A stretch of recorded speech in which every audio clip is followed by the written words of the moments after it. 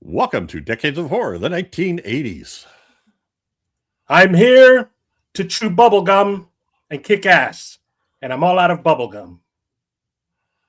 This is episode 300, recorded December 15th, 2025. Gruesome Magazine.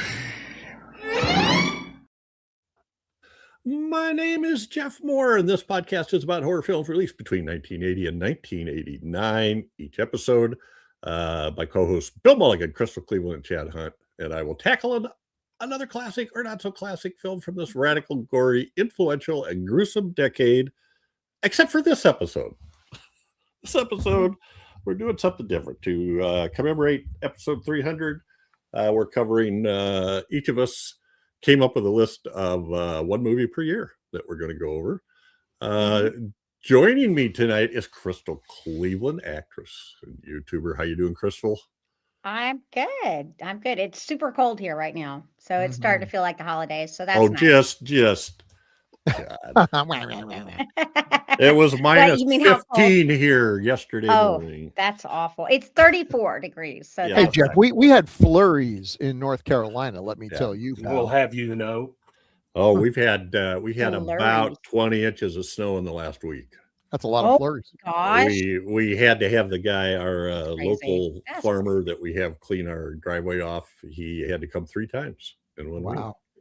Ooh, too bad. That sounds wild. Yeah. That's just the way it happened. It's just he lives for that. You know, he's like a superhero that day. All right. Who was I talking to? Crystal Cleveland. Crystal, I like your sweater. Oh, thanks. Yeah, see, it's Christmas, so it's a Christmas movie. Excellent. Also joining us is Chad Hunt, comic book artist, co-host of Decades of Horror, the classic era, Decades of Horror, the 1970s, and well, you know, all of them things. Yeah. How you doing, Chad? Good. I'm glad to be here. Happy 300th anniversary. I know. Yay! I was looking for a noisemaker. Happy anniversary. Happy anniversary. Yeah.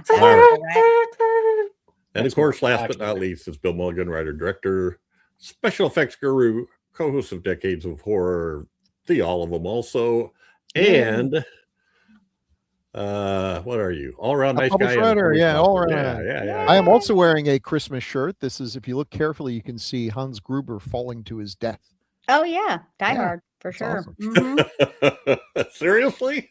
No, no, but that would be. Now that I'm thinking, that's a great shirt. Why is that? We actually have an advent calendar that is a building, and there's a little Alan Rickman that you. Oh shoot! Yeah, it's great.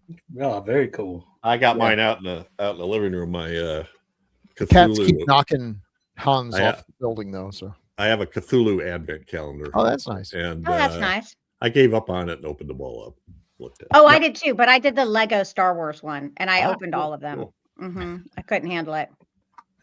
Must be that time of year. Well, you know, Decades of Horror, Gruesome Magazine partnered with Play Now Media on several of their channels.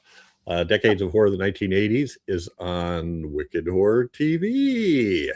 So check us out there. And hey, Play Now Media is a great company that has, I don't know, they have like 50 to 100 like sub-genre channels and all these, and they're everywhere.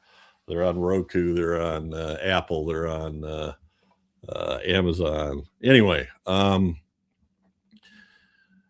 was I talking about? Oh, yeah. So we partner with them, and our episodes are on the Wicked Horror TV channel.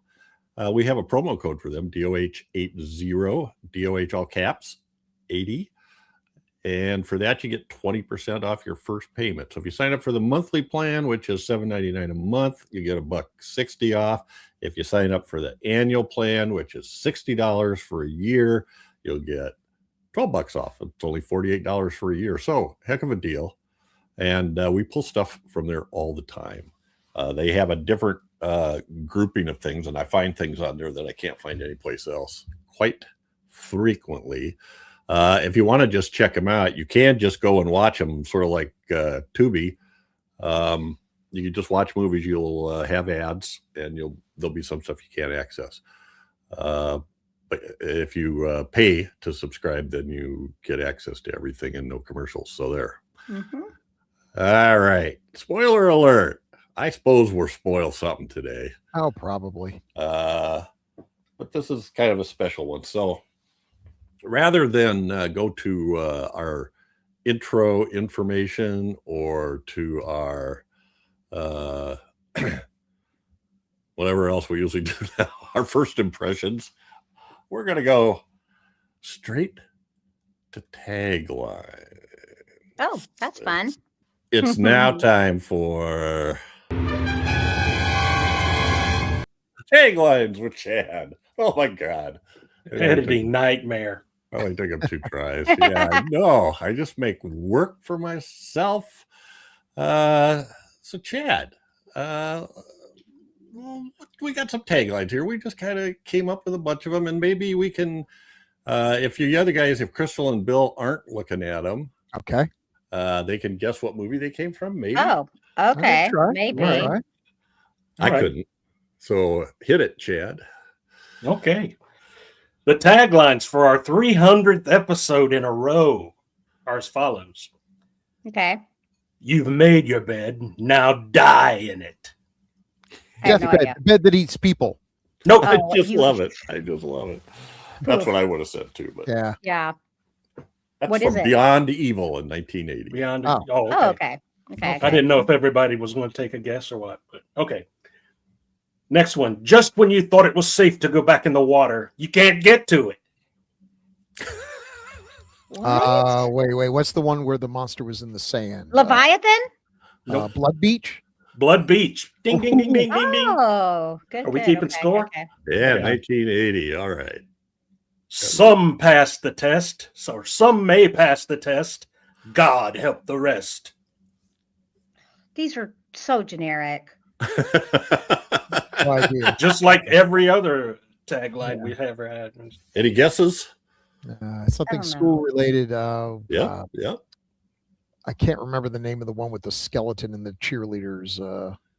Oh, that. uh, Yeah. Oh, I don't know.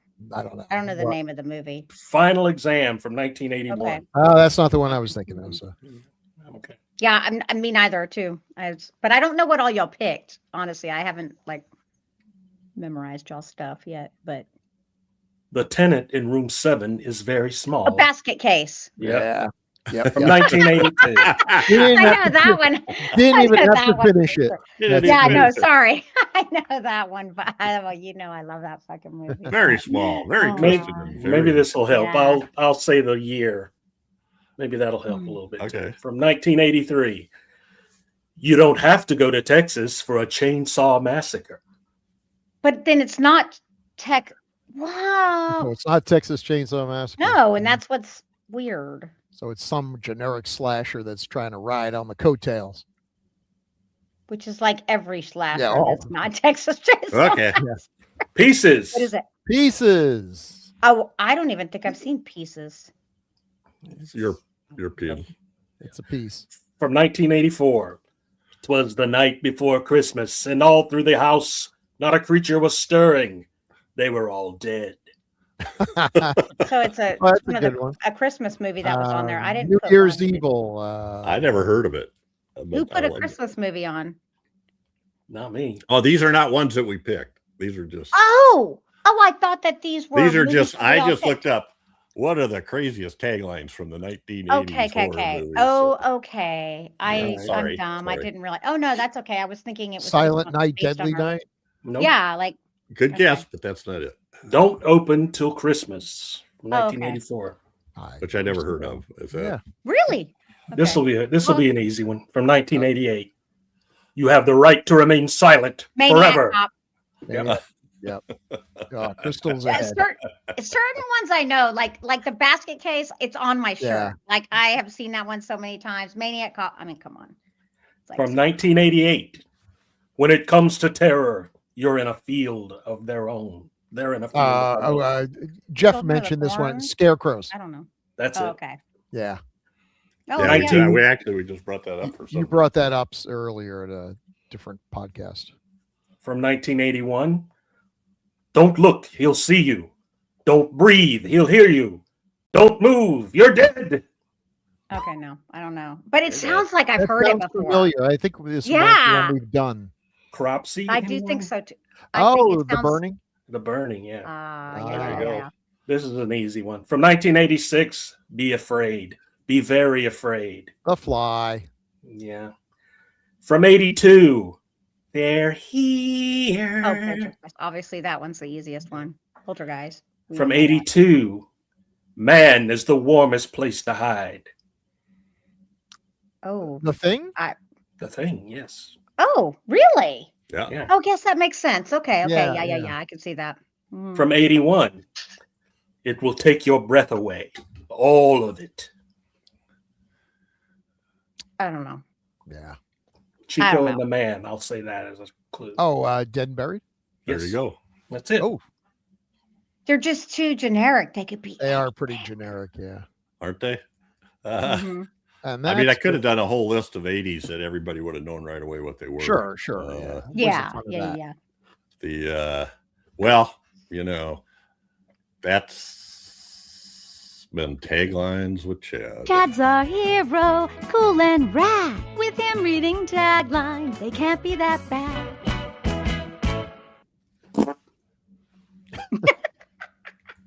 Yeah. Always. All right, folks, Well- we're going to dive right in. Should we do the top grossing first, or should we do them last? Let's do them last, and then you see if any of the ones that we picked actually made it on the Well, list. I intentionally didn't, but okay. So we did follow different formats here. So here's for 1980, and whoever's in the top left will start. But do we need to pull up the? Okay. So here's There we are. the Okay. Okay. here's So like the picture. discussion of films right here. Yeah. So Chad, Okay. what Chad. was your pick for 1980? The Fog. My pick was The Fog. It was Give it away. do what? Did he give it away? Did he actually say The Fog? He's like 1980 The Fog. Yeah, he Did he? probably. Yeah. Well, the picture's up there with the poster. Oh, okay. Yeah. I was looking at the list now. So Oh, sorry. there we are. Why is Bill's Oh, name this spelled is right next nice. to Jeff's I head? like what you've done here. This is super nice. That's neat. Sorry. Mm-hmm. Okay. So when is The Fog on your list, Chad? The Fog is on my list because I'm, as you know, I'm a John Carpenter nut job, and I loved this movie. It was almost the perfect ghost story. It starts out with, what was his name? John Gielgud? Not John Gielgud. Houseman. John Houseman, yes. Oh, tell me, yeah. Around the campfire telling a ghost story, and this is like one of those perfect ghost stories. It's just a good ghost story with a good backstory for the ghosts and why they're there and why they're haunting this place, and it just had a great story. And you got Jamie Lee Curtis, Adrienne Barbeau, Tom Atkins, who I never understood the sex appeal of Tom Atkins. Lovable guy, one of the he's nicest so guys cute, ever. though, in person. But I Mhm. never got. You're not a hot dame, Chad, so you don't know. Yeah, I guess not. But yeah, it's one of my favorites. Rob Bottin as the head ghost there. He was playing the head ghost. And just a great ghost story, old-fashioned ghost story, and told very well by John Carpenter, I think. Yeah, and both Jamie Lee Curtis and Adrienne Barbeau. Oh yeah. So I that think helps too. Did I think, say that? you know, I did like- say that. You didn't I? probably did. I just am emphasizing the importance of those two. Oh, okay. Next up, Crystal. What was your pick for 1980? Altered States. So, like, I love William Hurt. I think he is a phenomenal actor. And, in addition to horror, sci-fi is like right up there with it. So this is a sci-fi horror film. And it's so weird. And like they basically are trying to do like regression therapy or something. And it's got some body horror. So it's got kind of all of my favorite things. To be completely honest with you, Motel Hell would probably be my first pick, but we're all picking different picks. Right. And so I love Altered States. It's just it's one of those films I hardly hear people talking about, and I don't really know why. I don't know if it's just because a lot of people haven't seen it, or it just appeals to a It's certain. not always streaming that often. It also feels like the movie Dreamscape to me. For some reason, when I think of this film, I think of Dreamscape. And I guess because they both have those sci-fi aspects and they're both like doing experiments and stuff. So it's kind of weird dealing with like, what's reality, what's real. And then when he like reverts and stuff, it's just it's kind of a trip. It's just cool. I think the movie's just cool. Oh, I think it's great And too. Good. Cool Yeah, special so- effects too. yeah. Oh yeah, absolutely. And it's kind of sad, like he's kind of a tortured character, and he Now, plays have we so done well. Altered States? Oh, Nope. just wait. Just Not wait. yet. Oh, okay. Good. I got a lot to say about that one. It's a favorite. Bill of always mine. ruins the surprises. Oh, Yeah, I sorry. All righty. So, Bill, Uh-huh. your pick for Speaking of ruining 1980. things, my pick for 1980, and I picked Motel Hell. I want lots and lots of letters telling me what a degenerate I am, is Cannibal Holocaust. Now, let me just say right off the bat, Oh, y'all are Yes. flipped. I am I am aware that it is irredeemable and reprehensible and every bad word in the book. It's cynical, it's hypocritical, it's a just break out the thesaurus here. Nevertheless, it is brilliant.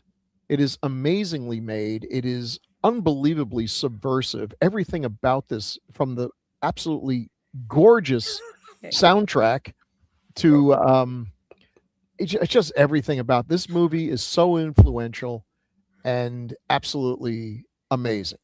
That being said, if you're the kind of person, okay, there's lots of real animals that are actually killed for your enjoyment in this movie. And if that's the sort of thing that is a deal breaker for you, go with God. I totally understand. This is not a movie I revisit every year, but I probably do revisit every other year. And I catch things in it. Boy, it's a movie that the people who made it have been apologizing for it for almost 50 years now. So yeah, Cannibal Holocaust. They don't make them like that anymore because they'd go to jail. Mm-hmm. Well, and strangely enough, the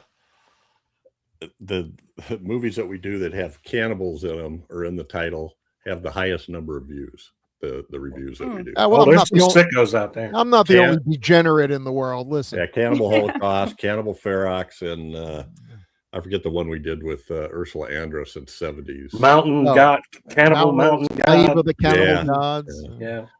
All right. Well, so just to tell people, what we started off to do is I was hoping everybody would pick their favorites that were not the big blockbusters or the top sellers or everybody's favorites.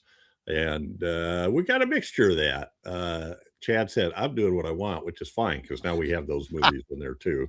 But anyway, the rest of these are, it's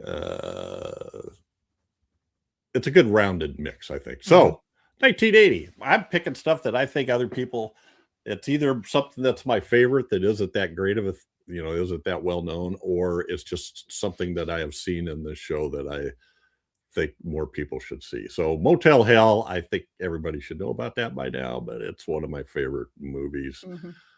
I can't tell you why, other than Rory Calhoun, Mm-hmm. people planted in the ground, being fed with tubes. Good balance of horror and comedy. Just some crazy. People tend to either stuff. love it or hate it. Yeah. And it's sometimes surprising, like Christopher Mohr is not a big fan of Motel Hell. No.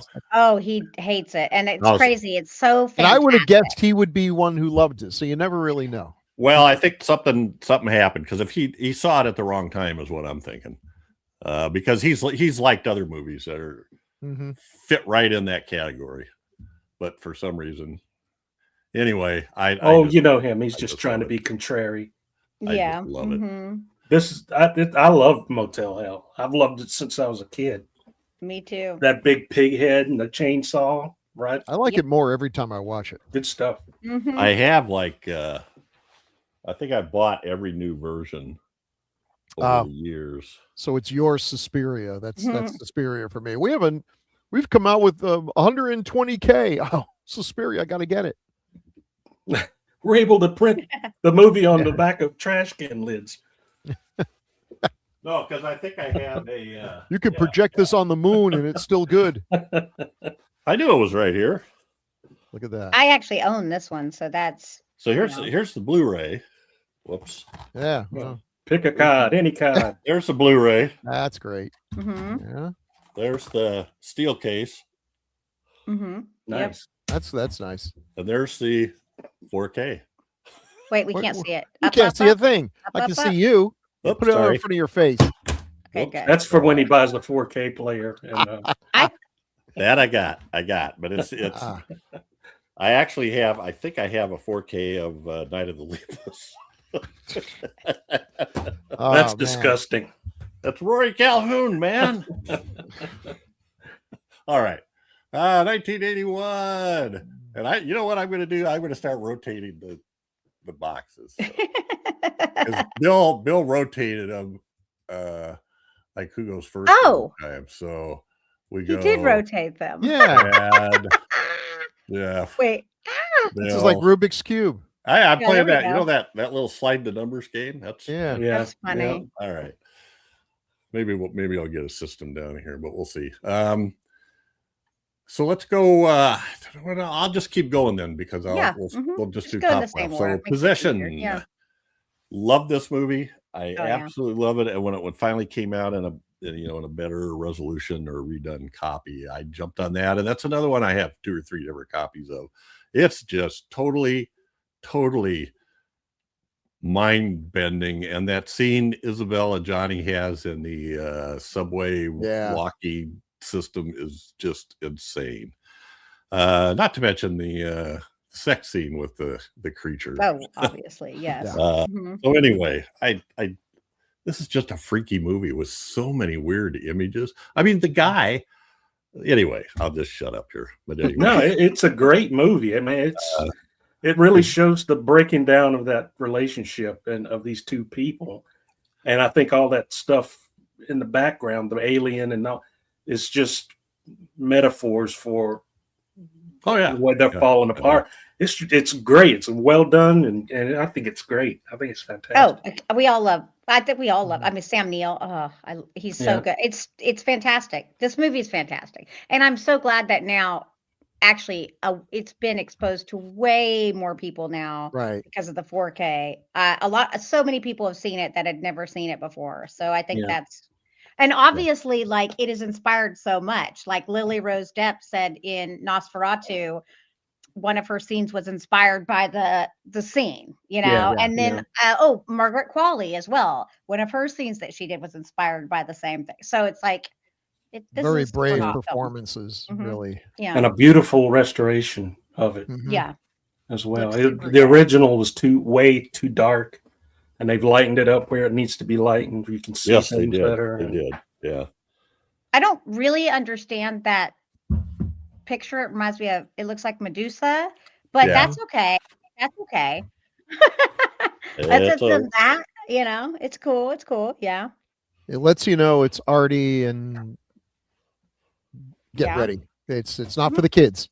No. Mm-mm. Yeah. So this is the first one I bought. It's like a book. Seriously. Yeah. Oh, that's neat. Like a slipcase book.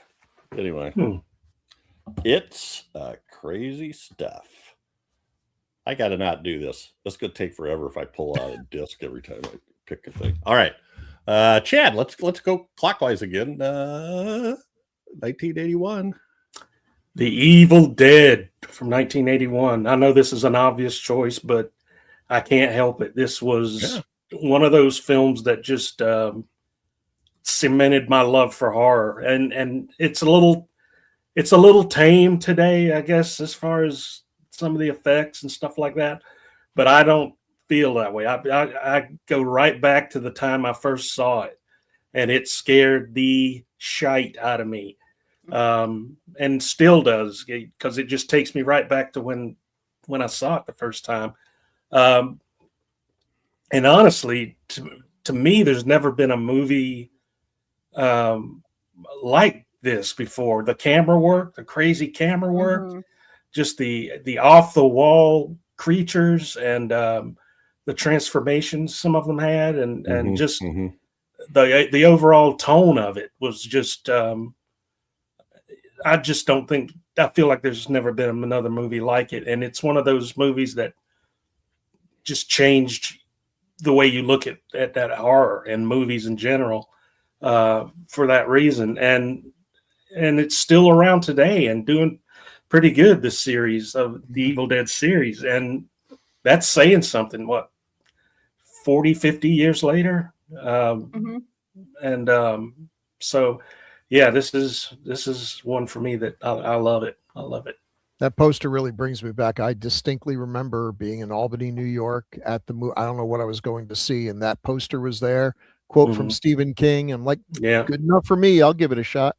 Yeah. If Stephen King likes it, how could I not like it? Yeah.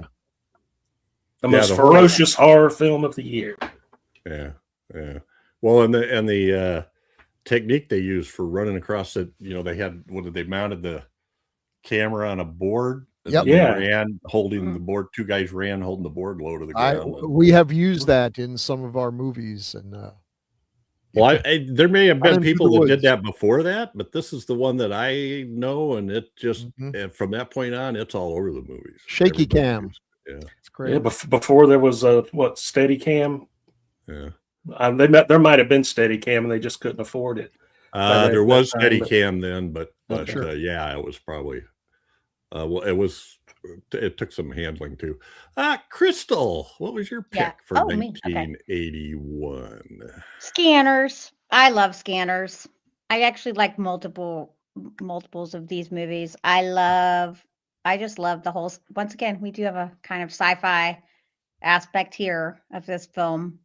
Like, I mean, I think everyone remembers the shotgun scene. And everyone has talked about it. I think this is a really popular film. I mean, it's not like the least popular. Actually, I think all of these except for Possession are pretty popular. I mean, I like all of them, but Scanners was always so much fun to me because I love the idea of like having powers and abilities. And I was a kid, and I was like, that's so cool. Can you imagine? Like crushing your head, like the whole thing is like funny and cool. And I realize as I'm like thinking about this, I do tend to like these movies where there's like some organization that's trying to get, experience some stuff or explore some things or like get these people with abilities. I definitely like supernatural aspects or sci-fi, whichever, still the two can be kind of, hand in hand. Because this is just weird. I mean, it's kind of a trip. But Michael Ironside was so good. Oh, yeah, he's freaking fantastic. Like I love that poster too.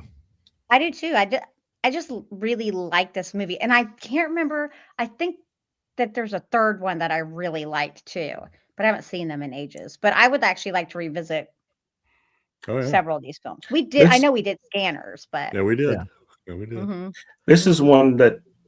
Back in the day, when you went to school on Monday, every kid was talking about it. Michael Ironside made this guy's head explode with his mind. And I was that's good word of mouth because everybody's got to see that when you're a kid. Whoa, what happened? Yeah. And at the time, I was a huge X-Men fan, because this is the classic John Byrne, Chris Claremont era.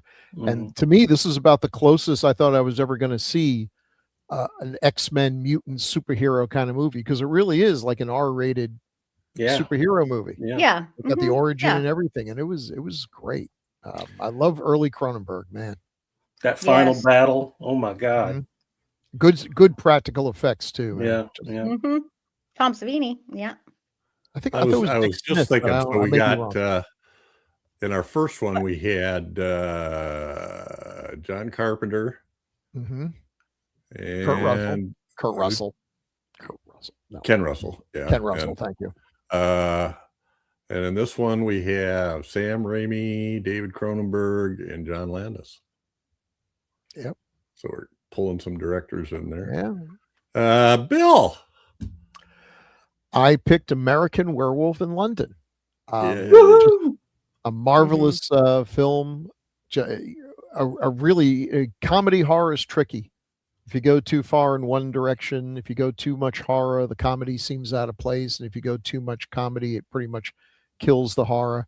And this one really makes it work because the humor is not forced. It's a result of the characters, likable characters that are thrown in an absurd situation. And it's good. And the horror is great. Of course, the transformation is still, and will probably always go down as just one of the great practical effects of all time. And in broad daylight. I mean, we've watched so many werewolf movies, and it was either the slow dissolves or the in the shadows or quick edits or something. And here it's broad light. We see the whole thing. We see hair coming out. We see his bones cracking and distending. It's really brilliant. You can quibble about the actual design of the werewolf. It's an unusual design, but it's very cool. It's just such a cool movie, and doesn't chimp out at the end either by having a happy ending when there's no way it could be a happy ending. Right. So great movie. Legit scares and legit laughs. You can't. Yeah. Oh, I mean, it's one of the greatest too, because I think character development is great. I love how they brought the friend back as like a ghost. I mean, and he's so funny. And their relationship is so cute. It really is. Yeah. Like, for a werewolf movie to work, it all really. Yeah, you have to, for a movie like this to work, you have to feel bad for the hero, the protagonist and all. And so many of the movies, it's like, I'm just watching it happen. I'm glad when he turns into a werewolf because I'm bored. But this guy, I really feel bad for him. He deserved none of this. And that's the horror of it. Good stuff. Yeah, I love that movie, and it totally freaked me out. I always didn't like the final version of the werewolf that we see when he's getting cornered in the town and the street. That seemed odd to me. But I didn't like it at first, but I've grown to I have grown to like it. Oh wow. I love everything about that. That's probably my favorite film from this year, obviously. I love werewolves. Well, I actually had, let me think, because I was kind of writing down some backups. My second choices here were Ghost Story and Butcher Baker Nightmare Maker. Yeah. That was a good one. Which I love. Anyway. All right. Well, let's moving on to. That might be my favorite performance from that year. Yeah. Yeah. 1982. Oh, man. We got some winners here. Now, there should be a way to just slide everybody the same way, but I can't. What happens is they always slide. Apologize for making this needlessly difficult. They just seemed like a good idea at the time. Well, I don't have to do this, but I just thought it'd be kind of fun. Chad, I like it. I think it's fun. It's neat. Yeah. Part of Jeff will be played by Chad. You'll have to get a lot handsomer. There it goes. All right. Oh, there it goes. There's got to be a faster way to do that. I have to move all four. All right. Well, let's start at the top left then with Creep Show. Yeah. Oh, well, okay. So it's got Romero. It's got Adrienne Barbeau and a bunch of other actors that I really like.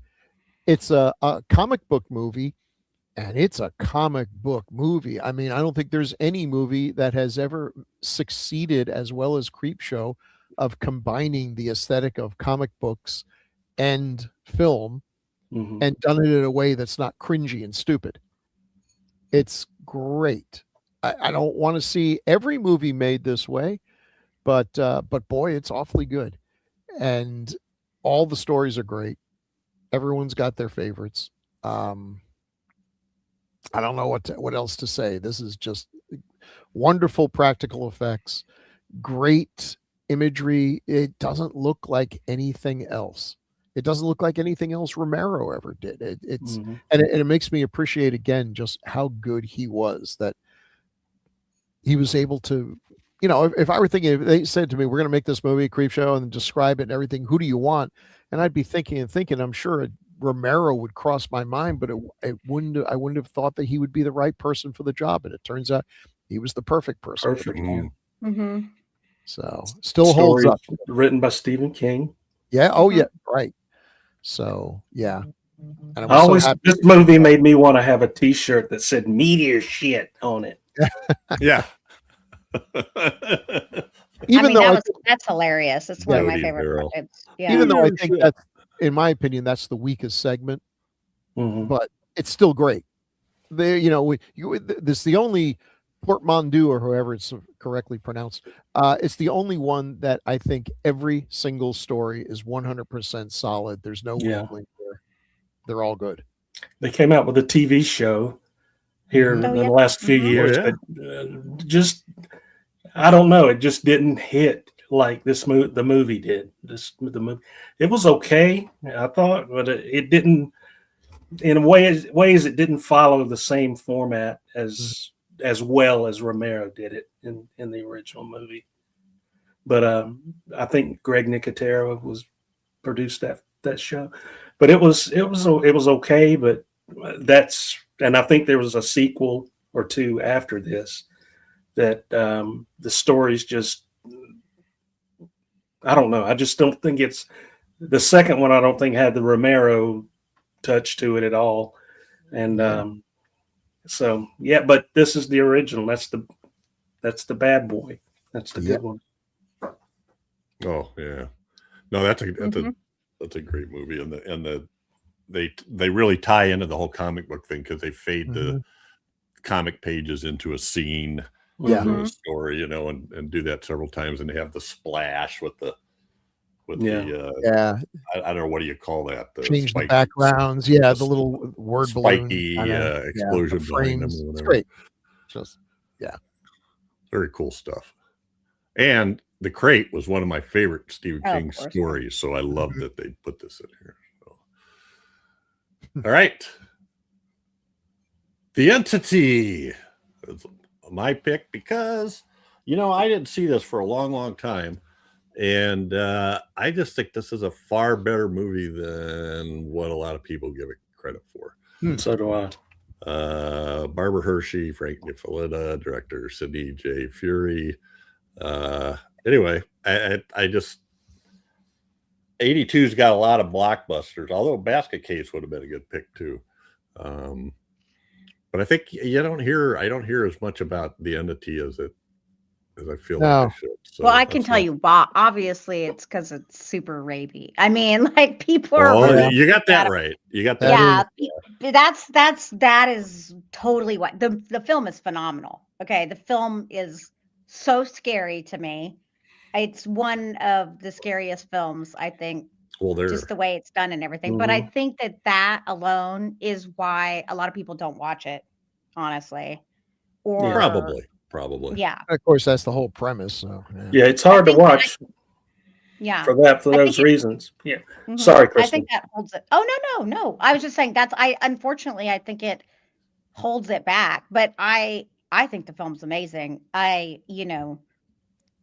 don't know why essay in this regard is a little bit easier, I guess, because it's not a person. It's very wild. It's a whole weird thing that's happening here, and based on a true story. Amazing. Yeah, Barbara Hershey's amazing. Come on, she's phenomenal. Yeah, true story. Yeah, but yeah, I honestly think that's why people haven't seen it as much, but it is phenomenal. I love it.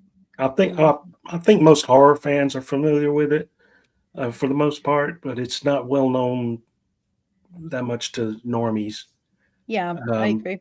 All right. But I went to see this at the drive-in, not knowing anything about it, and I'm talking with friends or whatever you do at the drive-in, except watch the movie, and this held my attention the whole time. I mean, it was a scary film.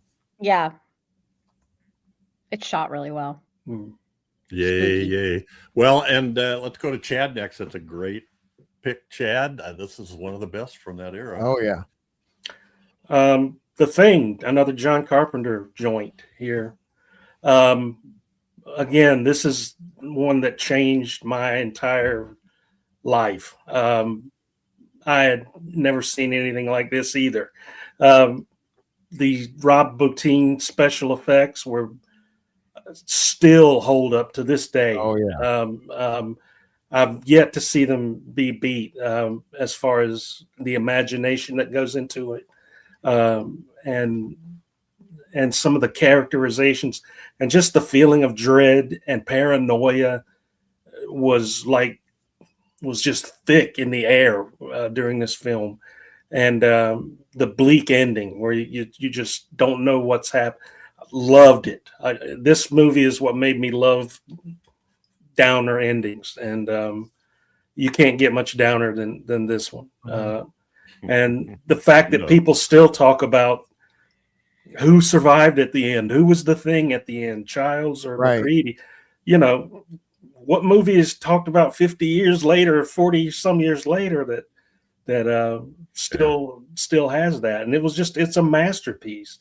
And I feel like it's one of the greatest sci-fi horror movies ever made.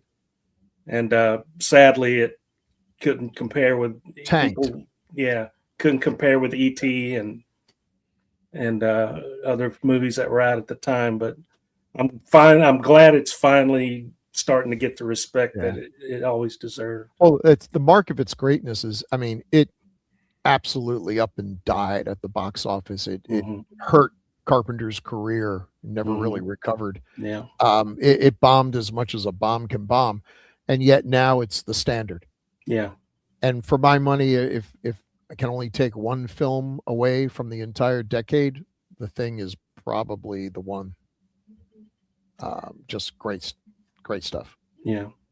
And I people can get tired of me talking about it because I talk about it all the time, but I don't care. I love this movie. I have a great passion for it. So, no, it's a fun movie, and it's always good. One of the best movies ever made. It's definitely in my top 10 of all time, for sure. That's not even a question. Probably. Well, moving over to Crystal.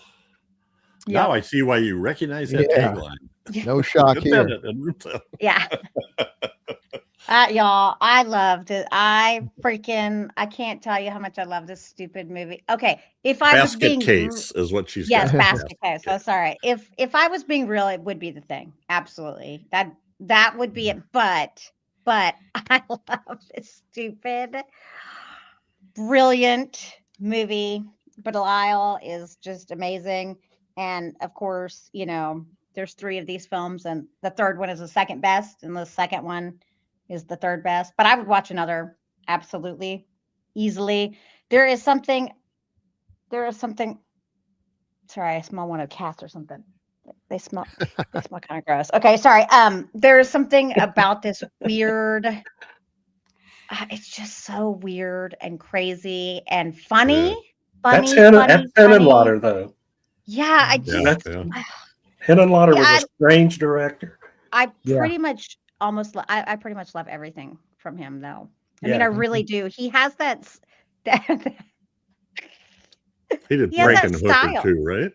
Yeah, Frankenhooker and Brain Damage. Oh, that's right. Like he's just brilliant and funny, and there's, you know, I mean, Belial's really creepy. It's actually, it does, I'm not gonna lie, it kind of messes with me because it's so creepy.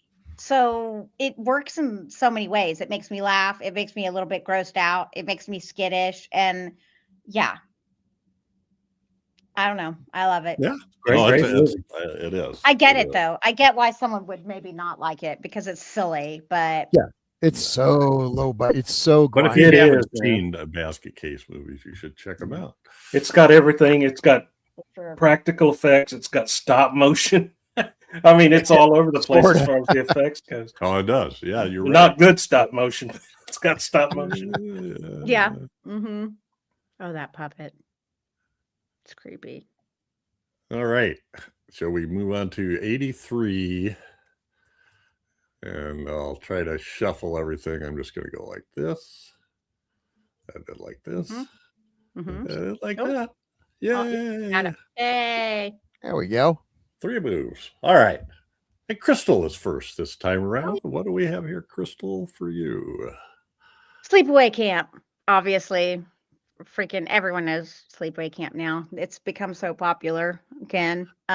It's funny. It's so 80s. It's one of the most 80s movies I've ever seen. Yeah. I mean, and it has shorts alone will tell you it's the 80s. And the crop tops too. And then like the line, he's like, eat shit and die, and eat shit and don't die. I mean, it's brilliant. Like that's one of the funniest things. The mom in Sleepaway Camp is wow, she's good. She's so crazy. The whole thing is just a trip. And obviously the ending. To me, the whole movie is like so wild and weird. The ending is just like, oh, of course. You know, it's not as shocking to me as it probably should have been because the mom, like lady, woohoo. I just can't believe how well it was done. She's like a freaking, super creepy Snow White or something. That's who she kind of, and then she just looks like Snow White. But I love this movie. I could watch this movie back to back to back. It's a good like comfort film for me. And I think it's a classic. I mean, Felissa, everyone loves Felissa too now. I mean, it's just a good one. It's funny, super funny. And if y'all haven't seen Sleepaway Camp, come on. Oh like my that's gosh. a must see. I think she's a big reason why it's maintained so much popularity because she goes to a lot of conventions. And That's a very great fan poster. accessible. Sweet.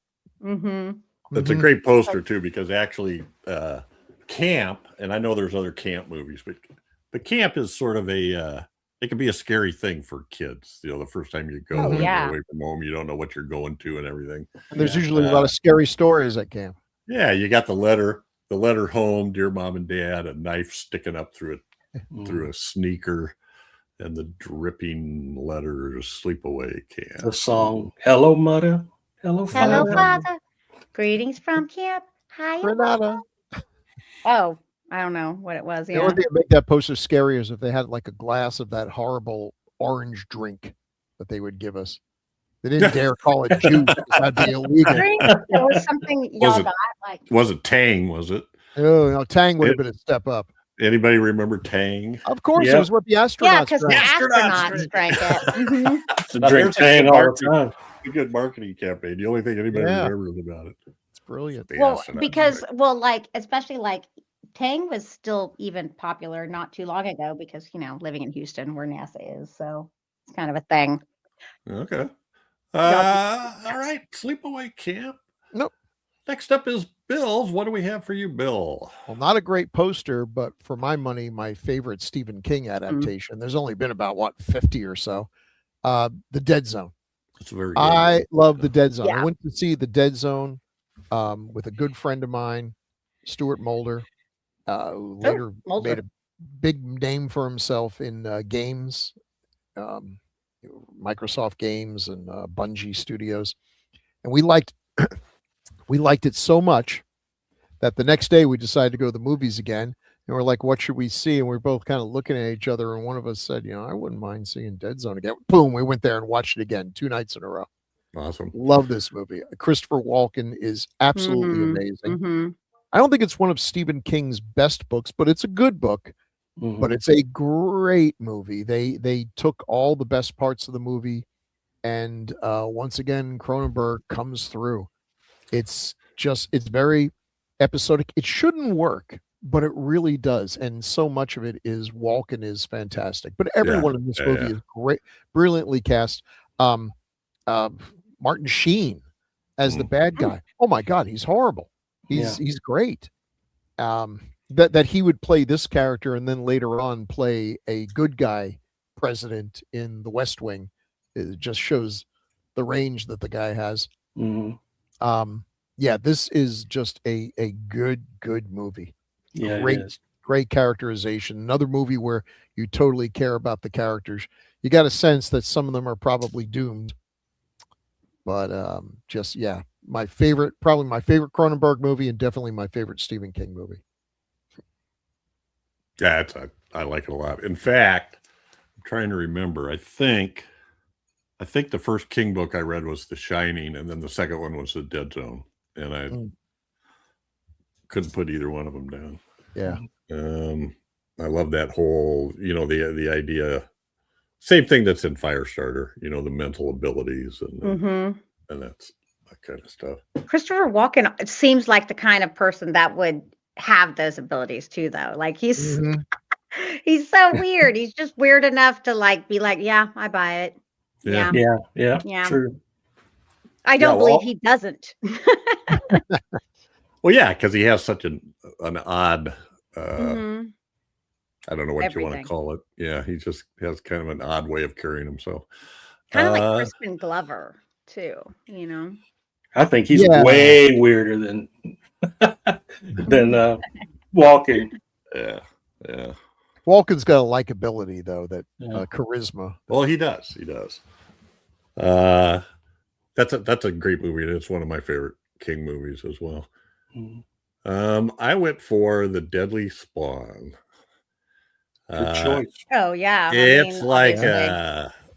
says a $25,000 budget, but that's it was.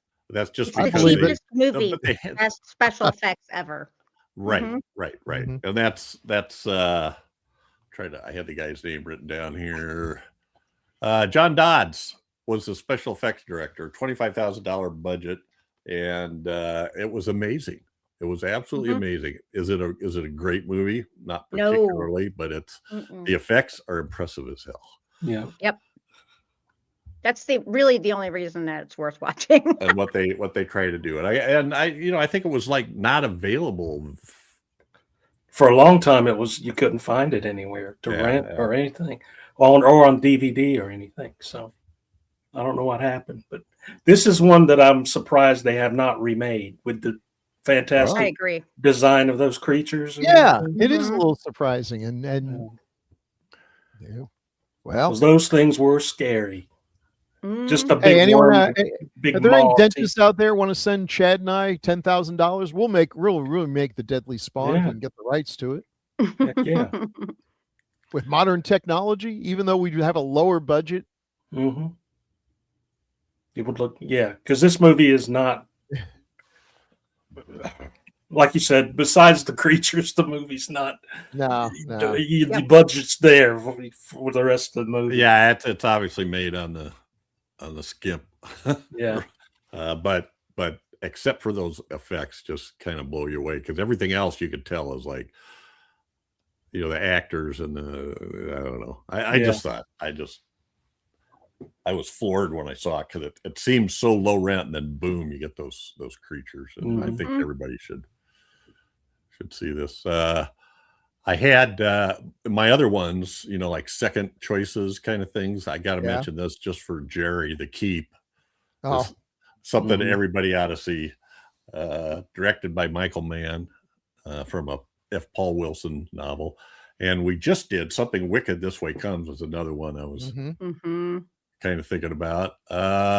Psycho 2 is one I'm sure we're going to do it sometime not too far in the future, but one of the best sequels ever made. Directed by Richard. Yeah. I mean, that's one of the biggest surprises. I did not go into that movie thinking I was going to give two crap for it, and liked it a lot.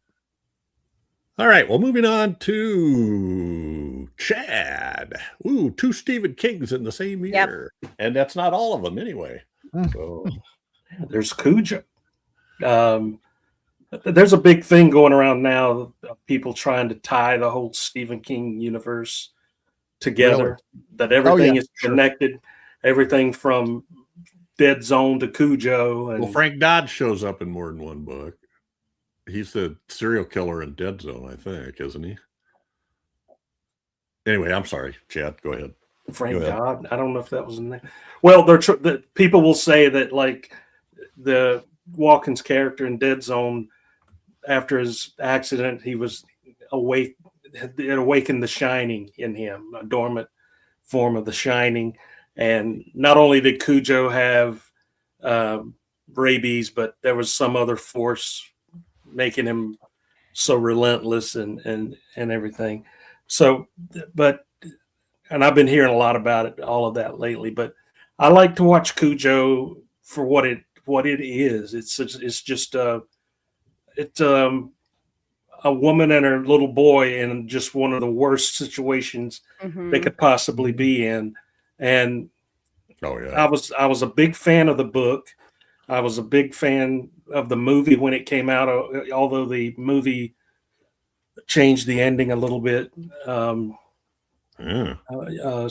spoilers, everybody. The little boy dies in the book. So it was. I was glad of that a little bit. I guess they have to do that to make the movie a little bit less of a downer. But it was just a gripping thriller. I mean, your knuckles were white on the back of the seat in front of you, wondering what was going to happen next. And I was going to say about this big everything ties together. And Stephen King was on so much coke and whatever else he was on at the time. He says he doesn't even remember writing Cujo. Oh wow! Half the time. So I don't know how much I'll invest in that theory, but Cujo to me is a great movie. As far as a Stephen King movie goes, it was right up there with the scares. Dee Wallace was just amazing in it. I'm surprised she didn't win an award for her performance in this, because it was just so desperate and so emotional. It was just a great performance. And some of the ways that they used the dog, they had a man dressed up like a Saint Bernard, but behind the scenes photos where he's dancing. And it works. It works very well. It's great. And I do approve of the change in the ending. I usually don't like that, but it was such a downer ending in the book, and I was happy to see it changed for the movie. Yeah. Now, the makers of The Mist decided to go in a somewhat different direction a few years later and do the exact opposite, but okay.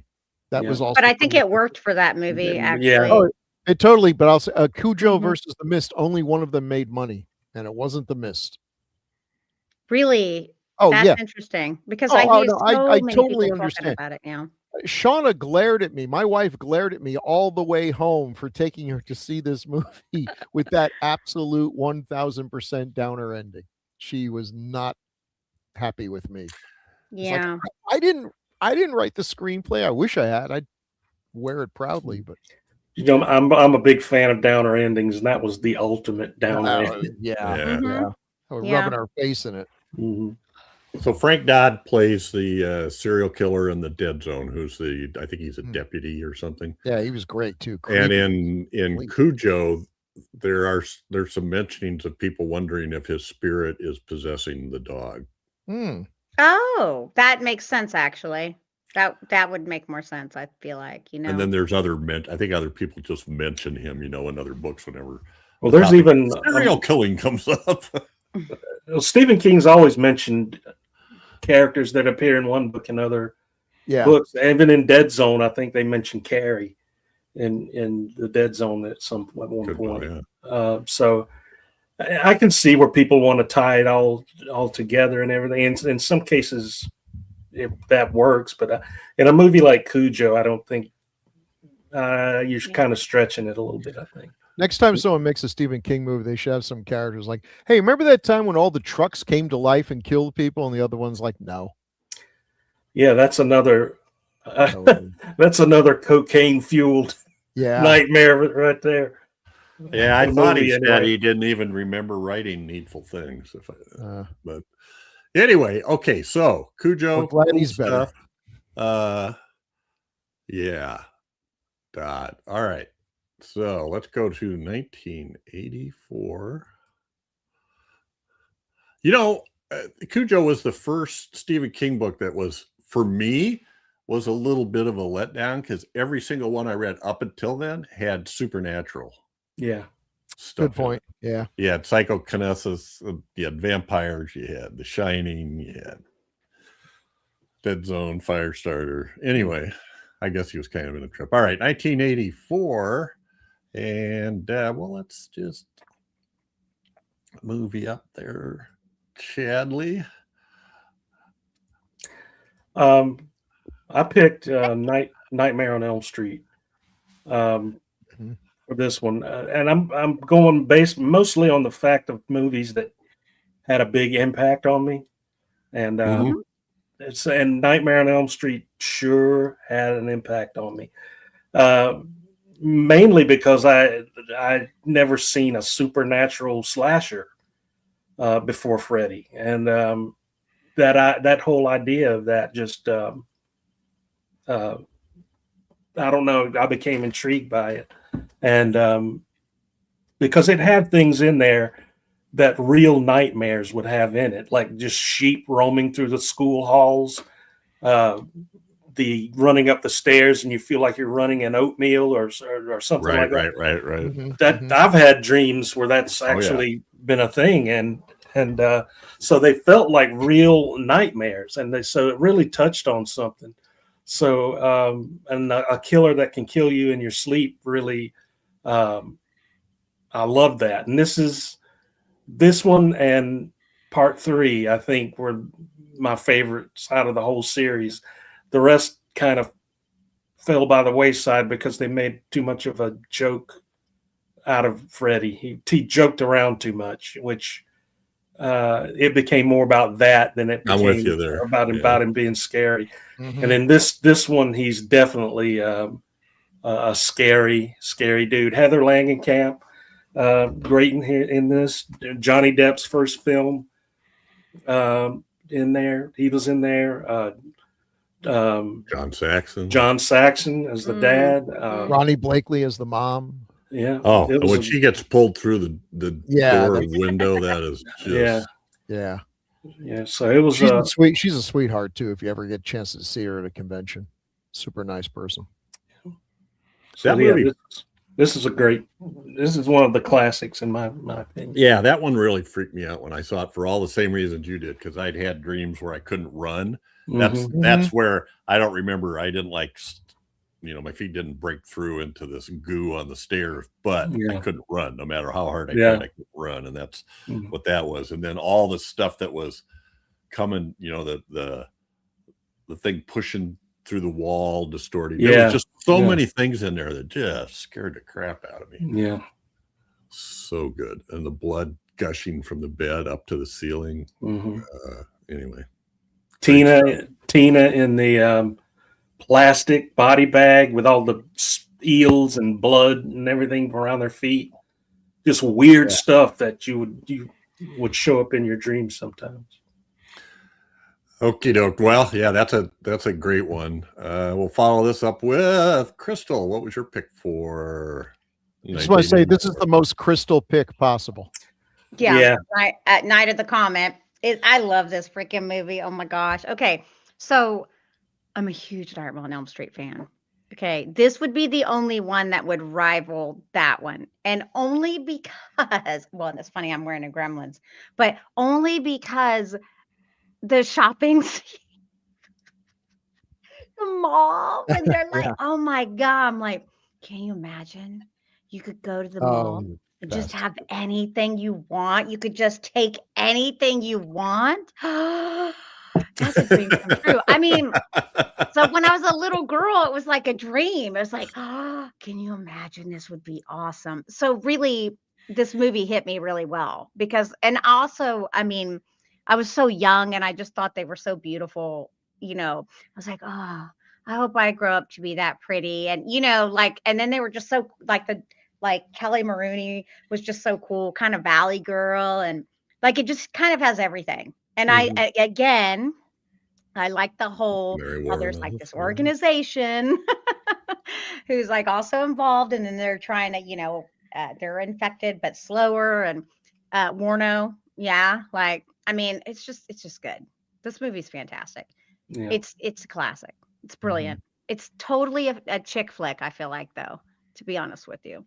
Yeah. Well, when we did that, was that a vote? Was that a viewer vote? No, I picked that one. Okay. I picked it. Yeah. Oh no, I picked that movie. That was brilliant. It's fantastic. Yeah, I love it. Oh, it is. Yeah, I did too. That's another person I've actually gone out to dinner with from Carolina Fear Fest when Shane Terry, my friend Shane Terry, put together a dinner for some of the folks there. Kelly Maroney, yeah. Maroney, yes. What a super nice person. Just absolutely another one where there's some folks, if they're at a convention, go talk to these people, get the autograph and everything. Just genuinely cool, and still looks like herself too, which is nice. So my pick, Gremlins.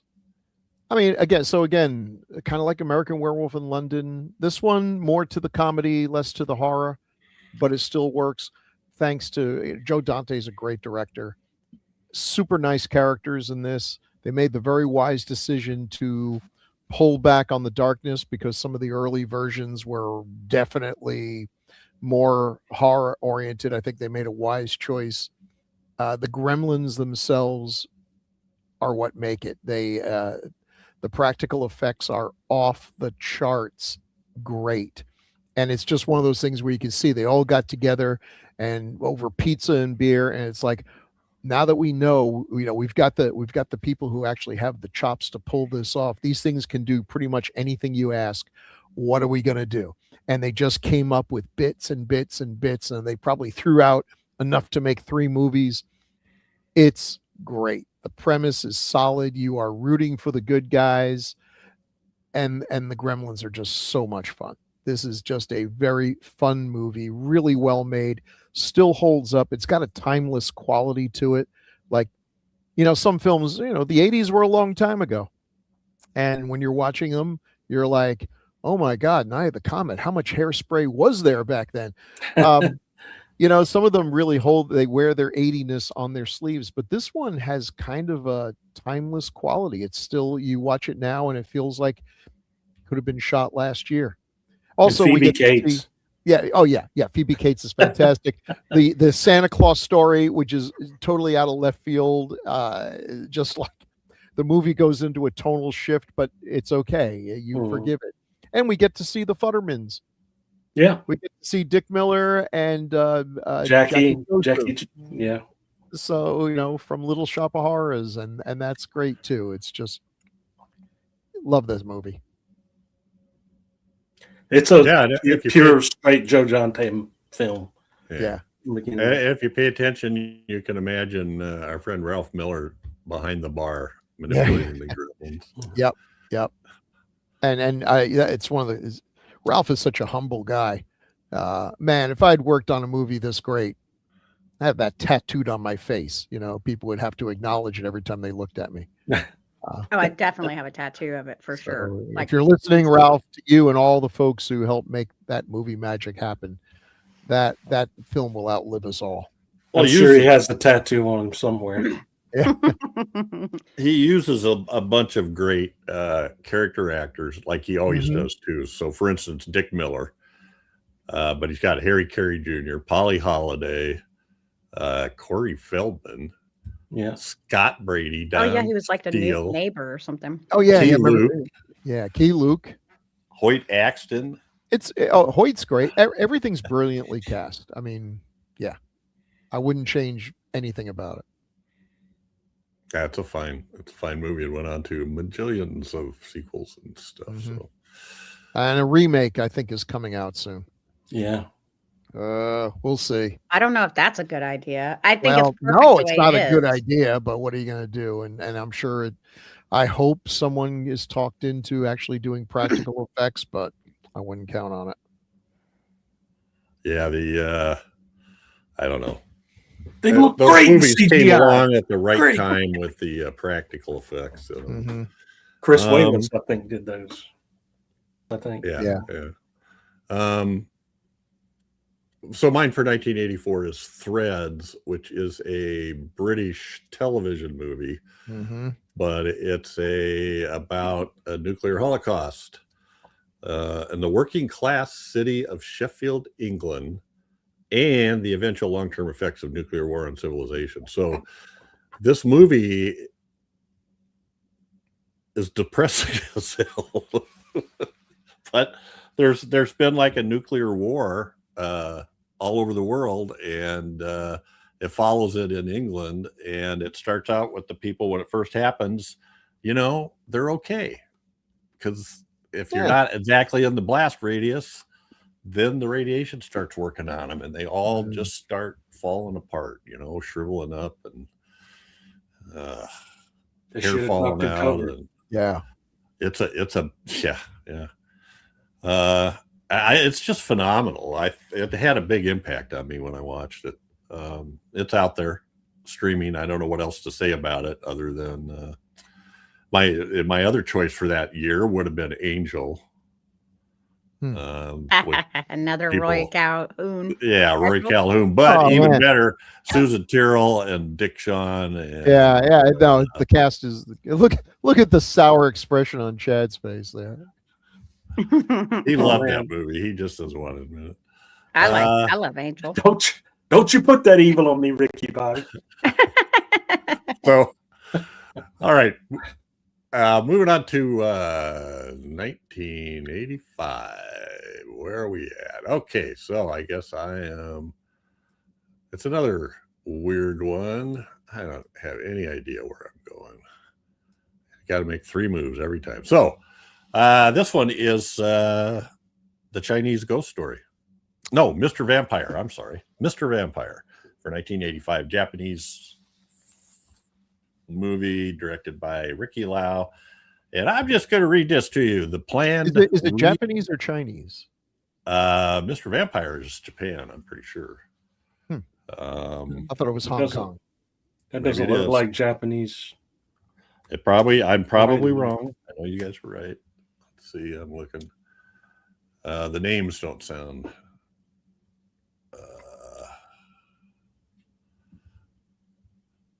You're right. Country of origin, Hong Kong, Cantonese. So there you go. Good call, Bill. So, Mr. Vampire. This has the the hopping vampires in it. The planned reburial of a town elder goes awry as the corpse resurrects into a hopping, bloodthirsty vampire targeting everyone responsible for digging the grave. Anyway, I just was fascinated with it. It's got a lot of great visuals, a lot of I've never crazy seen this one. stuff. I've always heard, Jerry and other people talk about the hopping vampire movies. Yeah. And this one is interesting. And it's on, there's sequels. There's a Mr. Vampire 2 and a Mr. Vampire 3, which I haven't seen. It spawned almost a subgenre. So anyway, yeah, boy, I'm glad you picked that out because I was thinking this. I don't know why I was thinking it was Japanese. I love this movie. The hopping vampire seems so silly, but it works, and it's a whole different kind of adding elements to the legend of vampires that we occur here. The difference between throwing goose eggs and duck eggs and slapping a little bit of scroll onto his forehead, but things inevitably go wrong. It's just fantastic. One of the things, when we rented a DVD, Sean and I rented a DVD of this, we're watching it, and there were 2 English dubbings. So all movies back then, they had to be in Cantonese, Mandarin, and English. It was mandated. But this one had 2 English ones. And we're like, okay, so we watched it. We're like, oh, this is fantastic. And then just for giggles, before we sent it back, this was Redbox back in the day. We played the other one, and the other one was a joke. It was like it was almost like a Mystery Science Theater thing. They did a dubbing, but it was a dubbing that was, they were using funny voices. They were referencing the fact that they were in a movie. That's hilarious. They were just having fun with it. And we're like, is everyone like this? I haven't seen one since. So yeah, I don't know what version that was, but I wish I'd bought it. But I don't know what the deal was, but yeah, it was. I felt like it was pretty creepy. There's a lot of darkness and everything, and they jump in slow motion too. Yeah, the hopping vampires are like, they're so serious and so deliberate, it freaks you out. It sounds stupid, but it just, wow, it's very strange, and they do it in unison. There's like is there like a double row of them? Yeah. Cool. And I like the lead, the protagonist, the Sifu, the guy he knows what's up. Yeah, And you know, if you give him the right ingredients, and if not, he's like MacGyver for vampires. He's like, you know, I need horse feathers and duck eggs and this and mixing it up in a mortar and pestle, and the thing's hopping around, and you got to hold your breath because they can't see you, but they can smell your breath. Yes. So, you know, you have two people in the room, one screams and it goes hopping to him, then the other one, and yeah, you're trying. The rules, you need like it's scorecard. It's a lot of fun. I don't know where all it's at right now, but I think I just saw it on the Criterion channel, but y'all should check it out. Also from 1985, Chad? George Romero's Day of the Dead. I could not wait for this movie to come to the theater, and because all I'd been doing is reading about it in Fangoria, and you got George Romero, you got Tom Savini back doing the special effects, makeup effects. I love this movie. It's not my favorite of the trilogy, the Dead trilogy original. But it is one that has some of the best zombie and gore effects in a zombie movie, I think, ever. You've got people being torn apart while they're still screaming, and zombies leaning over and their entire internal organs just spill out on the floor. And then you got Bub, who's probably one of the coolest zombie characters ever, you know. Just a great. I don't feel like it should have been the end of that original trilogy. I mean, he went on to make other Dead movies, but this is definitely one that needs to be in everybody's collection. Oh yeah, because it's just fantastic. I think the characters were all really, really good. You've got these people trapped in this military bunker underground, and all the men there are just a bunch of jerky buttholes, and it's just, you come to hate them so bad, and you get the payoff for, you know, when they get killed at the end was excellent. You know, you've got one guy's eyeballs getting used as bowling ball holes. A zombie just digs his hand in his eye holes. It's just some great inventive kills, and for that alone, it's just great. Tom Savini, this is a crowning achievement, I think, for him as far as special effects go, and I love it. I love it. Yeah, I think it's Romero's last totally great movie. Yeah. He originally wanted to do this movie with the Dead Reckoning truck that he used for what was the fourth one? Land of the Dead. Land of the Dead, but the money didn't come through for it, so he had to kind of pare that all down to what it was in the end there, and save the Dead Reckoning for the next movie. I've read the original script for the original pricier Day of the Dead, and I have to say I actually prefer what we got. I do too. I've read it as well. Huh. It's it's a little more intimate story, and I think that's what makes the Dead movies work.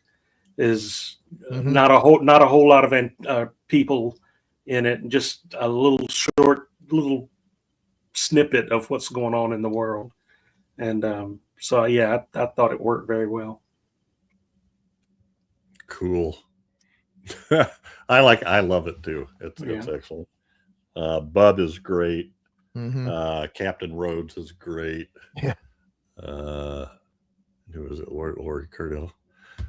Yeah. Alrighty. Yeah, that's definitely worth a watch. And some of the crazy guys are funnier than crap too. The henchmen down in the tunnels. Yeah.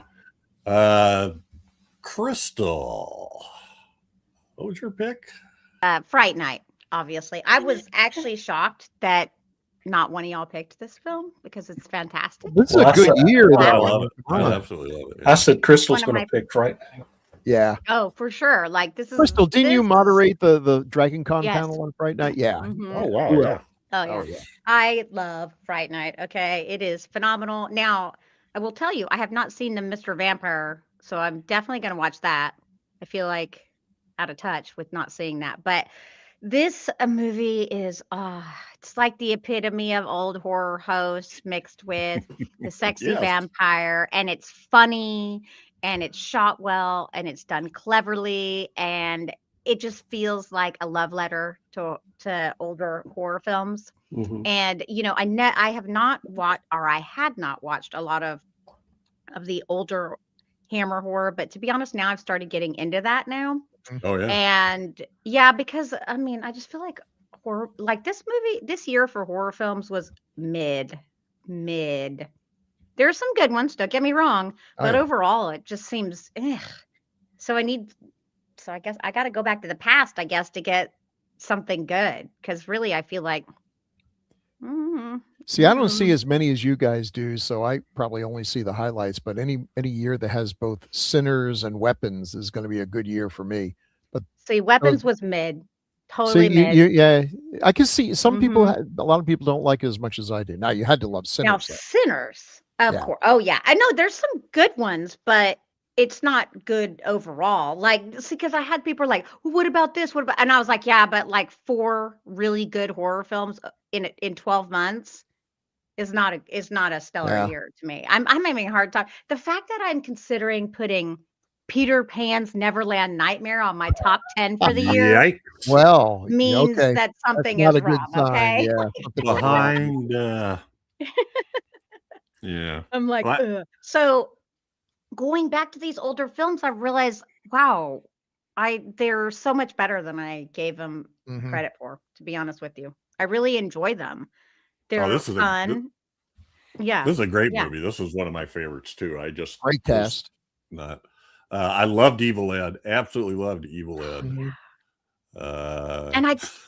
And Roddy McDowell he played it so perfectly. I mean, Yeah. come on. He's like, he said he based his performance on The Cowardly Lion, and I see it totally.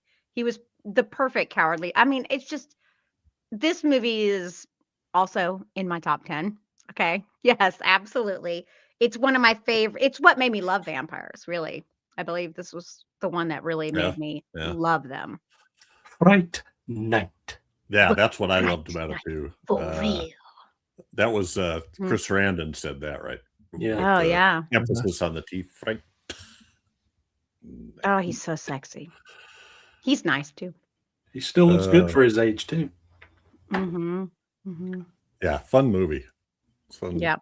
movie and scary. So Mhm. let's see. Well, I guess we still have to do Bill. What was yours Oh, for yeah. 85, Bill? Well, it originally was Day of the Dead, and then Chad I'm not yielding, and I'm like, wow. I did not.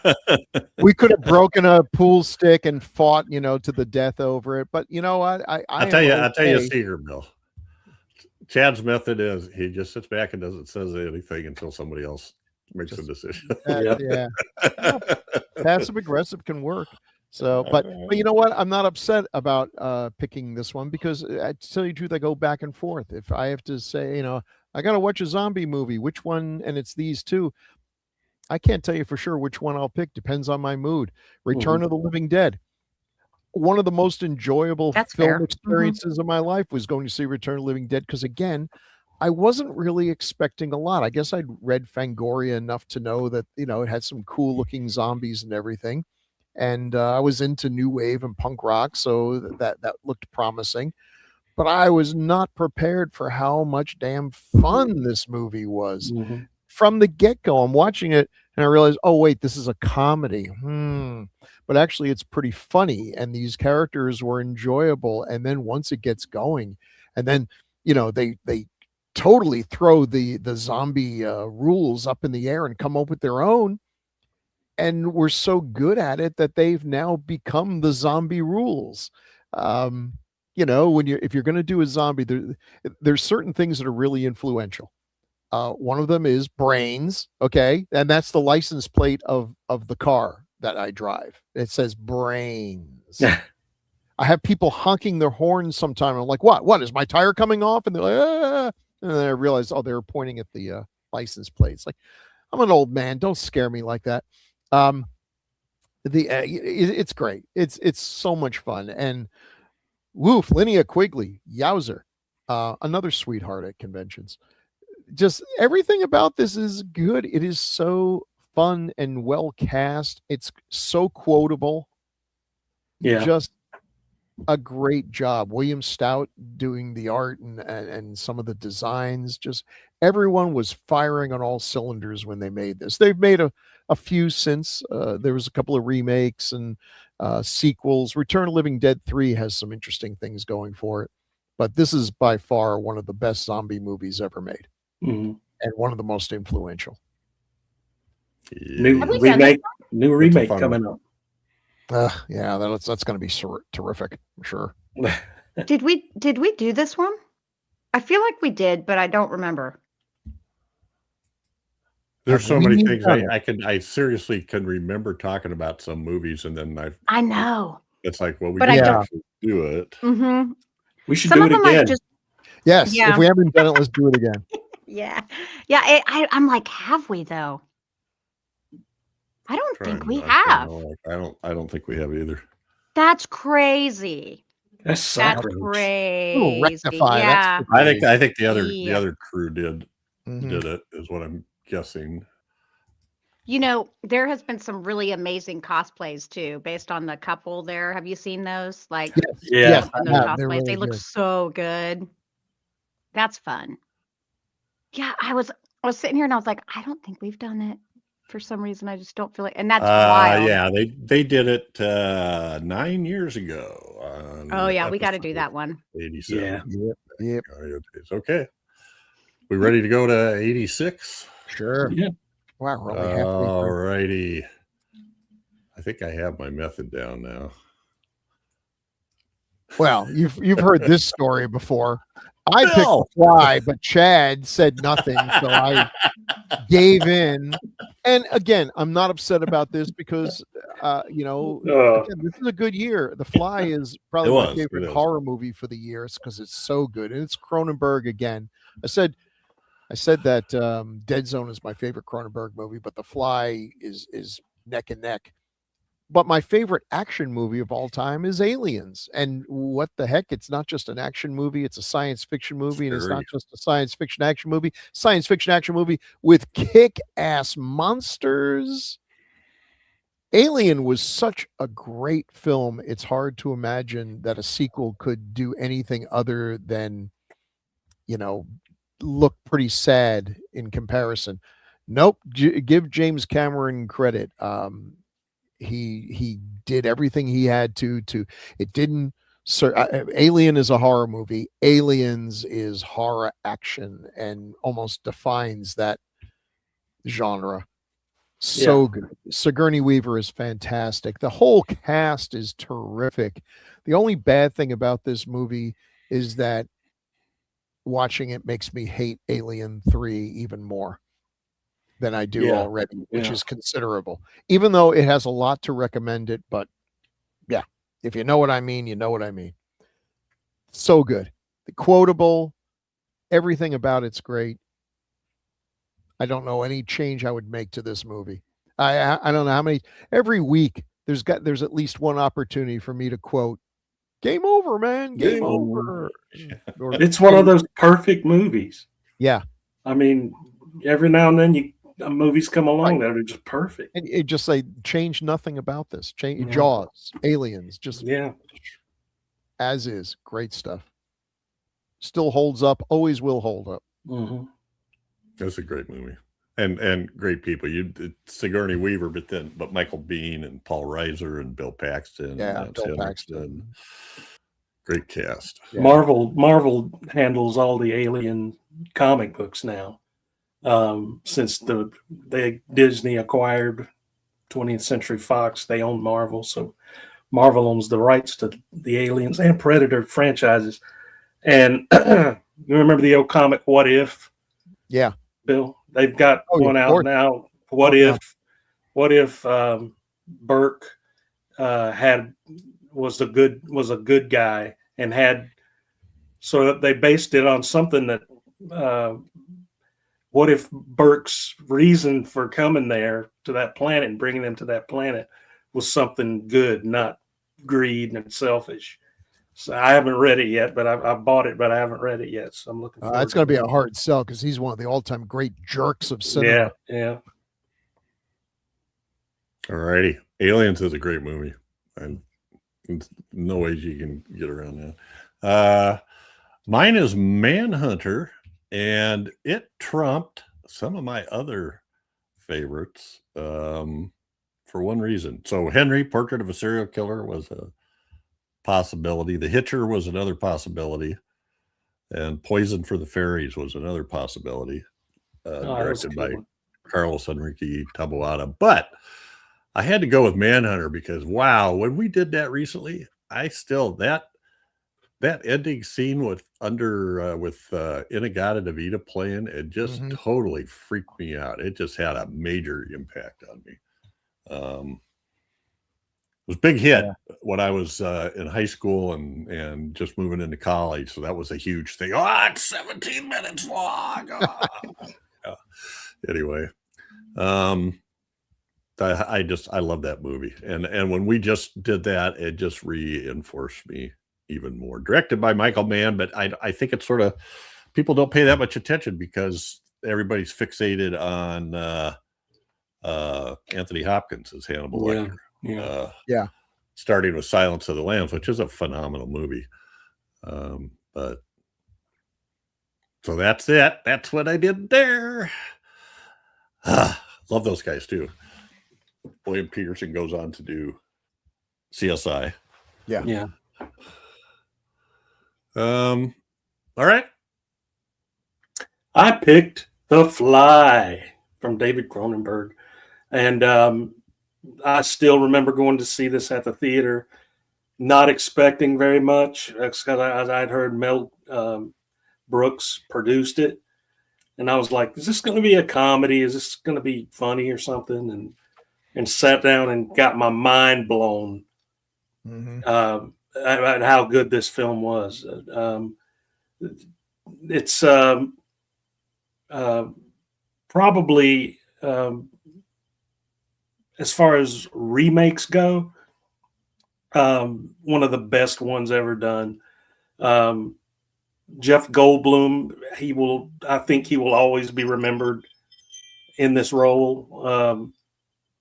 He's just fantastic in it. Gina Davis, just fantastic. And it's really just about the two of them throughout the whole movie, and her watching him go through all these changes and everything. It was believable. It was even all these fantastical things going on. You believed their relationship. And that's a testament to their acting. I think you care so much about these characters, and it was so sad and so heartbreaking of an ending, and but just an outstanding movie, and it's a real classic as well, modern classic. Weren't they were a couple at one point? I don't know if they were during this or I think they married. I think it was after they met on this movie. I think. Yeah, that would make sense. So this is Chris Walas too. Yeah. Great special effects. That's it. That's another. It's another great movie. It showed you how far horror had come, that a movie that gushy with so much gross out stuff still got critical accolades because it was just so damn good. The critics had to love it in spite of itself. Yeah. Well, there's Crystal sitting there with another Ken Russell movie. And I was about to say, it's another Ken Russell classic. That's true. So I don't hear a lot of people talking about this film, which is fine because it's, I mean, it's not for everybody, but it's about the same story that you see, which was based on a true story, but this is fictionalized about you know, how Mary and Percy Shelley go to Lord Byron's to write, you know, a horror story or whatever. And I mean, this one goes off the rails. Yeah. Like it's crazy, but it's got Alice Krige and Julian Sands and Gabriel Byrne, Wow. which are some of my favorite actors of all time. And it's a period piece, which I love that. I love the whole look of the film. And yeah, this movie is not based in reality, but it's fun and weird and like it's kind of sexy in ways and times too. I loved Julian. So yeah, I mean, it's about what happens throughout the night and yeah. And that's it. There we go. Yeah. You Goes got off the me. rails. It's I weird. have not seen this one. What? Really? Oh, okay. I I've own this heard one, of it, but I've actually, never so seen it either. Is it streaming? We should do it. I don't know if it is, but I own I own this one, and I don't own a lot of films, but I love Gabriel Byrne and Julian Sands, so you know, I tend to purchase some of those. But it's Mhm. I don't think it's for everyone. I don't know that this is. I love Gothic, you know, literature, and that Yeah. is one of the reasons I love this film. I think I can't tell from an outside perspective whether some people would find it boring Well, I or think not. Ken There's a lot of Russell weird isn't things. for everyone. Yeah. He's, I mean, I'm not saying that as to be funny. I mean, No, he's just got a. He's an acquired taste. I don't Kind know. of got, yeah. and so, It's on Tubi right now, but it's not. It's got one of those little clocks by it, like Uh-oh. which means it's it's gonna going go. off, but it doesn't. I don't know why. Sometimes it'll say, but I don't see where it says what the date is. I'm guessing January 1st might be the obvious one, but anyway. But it's on other stuff. I'm sure we can find it. like I feel like y'all might like it. I mean, y'all might find it boring, but you might. I don't think it's boring. None of it's like real. Like it does have supernatural aspects to it. Well, we're You doing know, altered so- states, so Yeah, we're doing. That image I've seen as a painting somewhere. Yes. Oh yeah, Yes. there is one that, Yeah, and that's okay. what it's actually taken off of. Yeah. Mm-hmm. So like that's kind of because there's a little creature. It's That- not it that makes it look, I think, scarier. I think than Right. what it It's a little really is. deceptive, but okay. Yeah, but I think it's I like period pieces with the little supernatural bits, and you know, Mhm. I do love Mary Shelley and Lord Byron, and you know, I like the whole idea and concept of this about. Mhm. I mean, no matter how many times they tell the same story, you know. I don't know why I haven't seen it because I like Julian Sand. I like Gabriel Byrne. I know you like like Miss Alice Tasha Krige. Richardson. Yeah. Mm-hmm. Oh, Alice Krige. Mm-hmm. Is she in Isn't this? she in it? Yeah. Pretty sure she's in it. I'm not crazy. Mm-hmm. Right? Not Yeah. seeing her. Oh no! Why was I thinking she was? Oh, that was another one. That was another one in the 80s. That where she played Shelley, where she played Mary Shelley. Oh, okay. I'll believe you. Okay, sorry. It's Natasha. That's Natasha in the Richardson, picture. yeah. I should know that. Yeah, I'm sorry. It's There's all a lot of right. movies. That's all right. No, that's clearly It's still Natasha. it's a great cast either way. So I think Natasha's probably better for the role as this. Alice is still pretty weird and out there, just in general. I feel like. yeah, I got to check that out. Yeah. I don't know why I haven't seen it. I don't know. I only saw it as a kid because of the way this looked. Mm-hmm. Oh yeah. And I remember like liking it, but kind of being a little bored with it. I think I grew more to appreciate it. Right. You know, so because it seems like way scarier. It's not that scary. Mm-hmm. It's not like that much. You know, it's more like a partial drama. You were So. yeah, rated R. Oh yeah, well because there's some sexual. I said it's kind of sexy. Kind of sexy. Okay. Well, now I know what I'm doing today. All right. Rated R is not going to scare off our little Crystal watching Exorcist when she's No. 3. Mm-mm. Yeah. Dead sexy. Yeah, exactly. Mm-hmm. All right. Moving on to 1987. And Oh, yeah. this time will be Crystal Me. first. Yay. And so what did you pick for 1987? A Nightmare on Elm Street 3, because I picked mine last and I was shocked that none of y'all picked Nightmare on Elm Street 3. Okay. Like this is Dad my forgot favorite about it. Nightmare on Elm Street He film. wanted Like, to pick. I love it. What? Who wanted to Nothing. pick it? Well, I'll go against you two guys, but I'm not going against Crystal. Yeah. Thanks, Chad. That's sweet. But I thought had Crystal would pick Hellraiser. Actually, that's one of the ones. Well, I had But- the easy way. I already knew what y'all all picked, so I. Just Oh, did okay. what- Okay. That's why I picked last. That's why I said sometimes some of these movies would have actually been y'all's picks, but y'all already picked, so I just picked the Mhm. last one. Hellraiser. Oof. If I had to choose between, I don't know, y'all. You know, I am. Mhm. I am such a freaking pinhead humper. Like I have dolls and like it's a close call. Mm. Okay, But that A one's- Nightmare on Elm Street 3, the Dream Warriors as the gymnasts and stuff totally hits that mark because I was, a kid and I wanted, I did gymnastics. I was like, ooh. I loved it. I loved that they fought back. I loved the whole funness of this film. This is definitely one of my favorites. And then the first one would be my second favorite. And I mean, A Nightmare on Elm Street is one of the best franchises. It is. Pretty much ever, of course. I mean, I think we all know this film. I'm like I said, this film's super big and popular. So It is. Yeah. This What to say about this that? is what Yeah. made Freddy, I think, is Oh, yeah. it's more modern, where everybody knows him as the jokester. And This and, is what made the franchise. First movie's great, but Freddy's just a ghost, a monster. He has no personality. Second one's an odd little film. It's They went grown in full reputation, but weird. not one of Mhm. my favorites. But this is the one that gave us what, the wisecracking special effects, kills you in ironic ways with a quip. But I think Freddy. this is just perfect as opposed to him being too ridiculous. Yes, Like this Right. one has the this- right balance.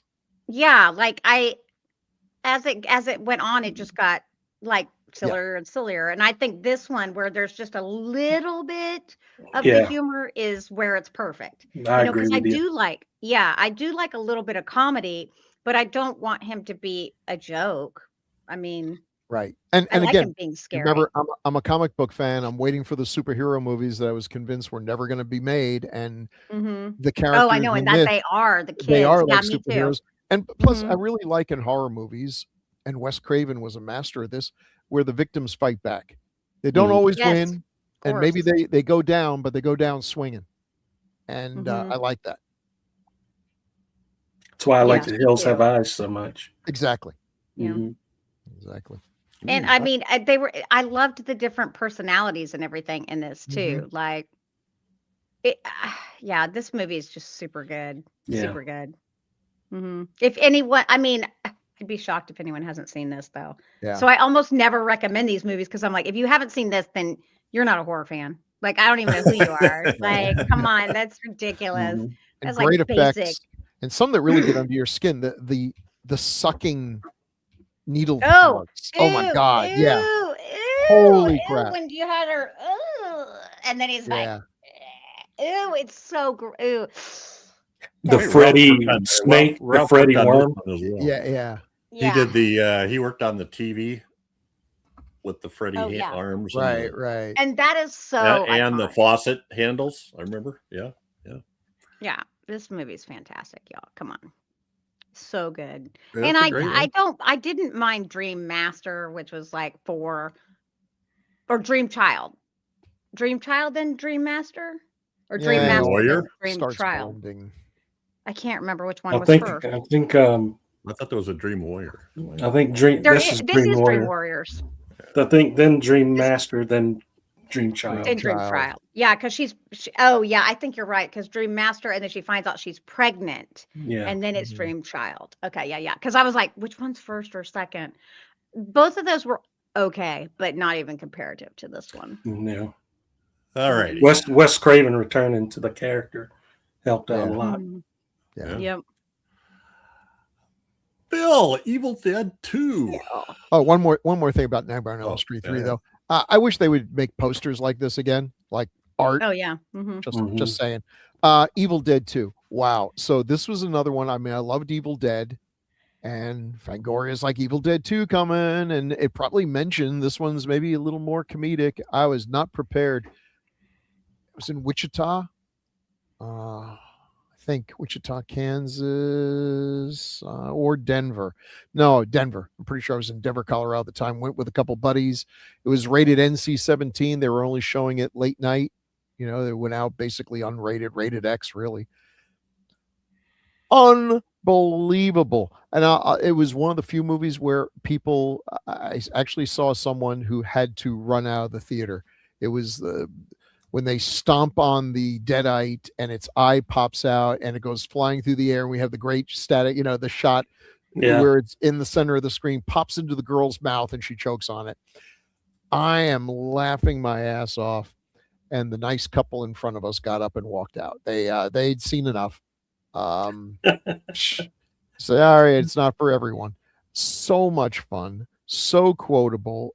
Bruce Campbell became a god in this movie.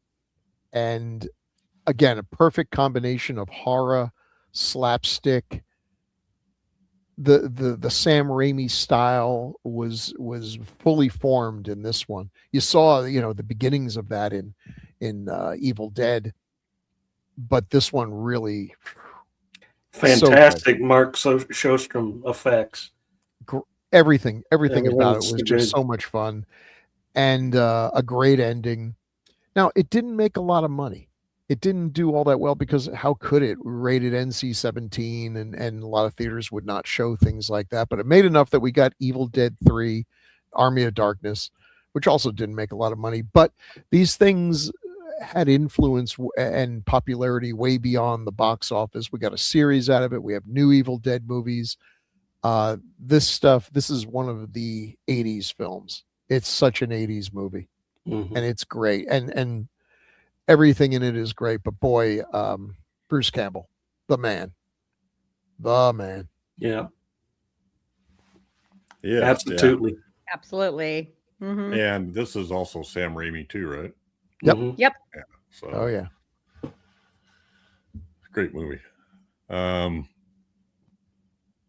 So I went with A Chinese Ghost Story. I'm kind of Good doing pick. the Asian thing. I watched this a while ago, and I thought it was pretty funny. This character who's I think he's a tax collector or something. He's running around through this story and it's really just kind of funny, but also has some just really crazy Chinese ghost stuff. I don't know how to explain it, but now this is Choi Hart. It's a wild movie. The director, I don't know if I'm pronouncing his name correctly. TSUI, I think Hark. I believe so. I pulled it out here. I had Su-Ting Ching as the director.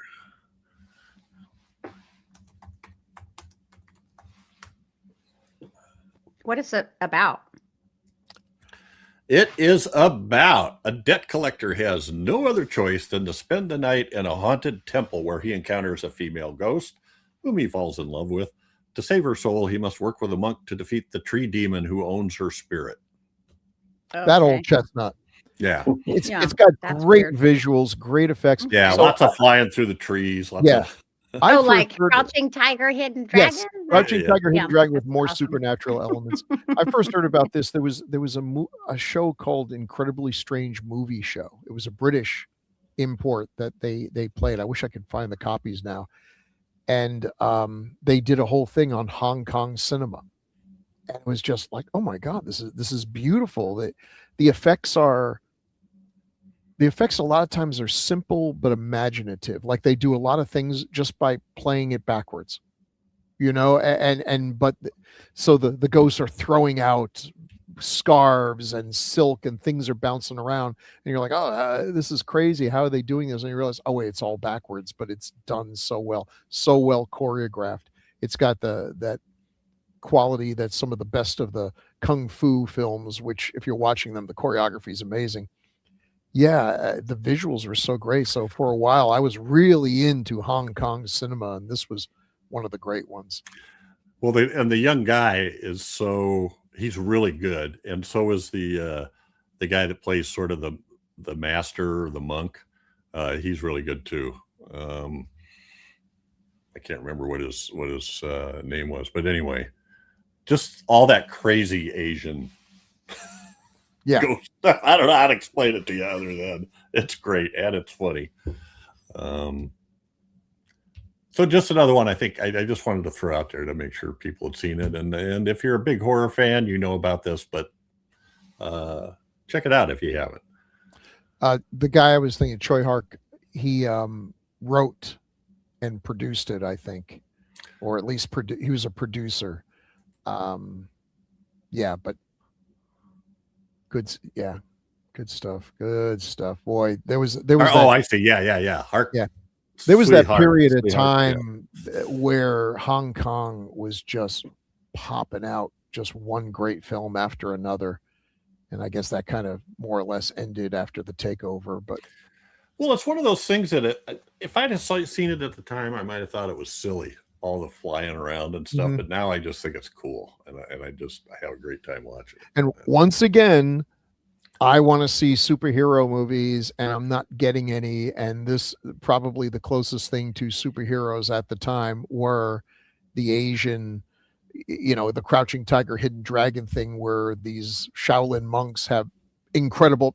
All of them could be an X-Men. All of them could get in the Avengers, no problem.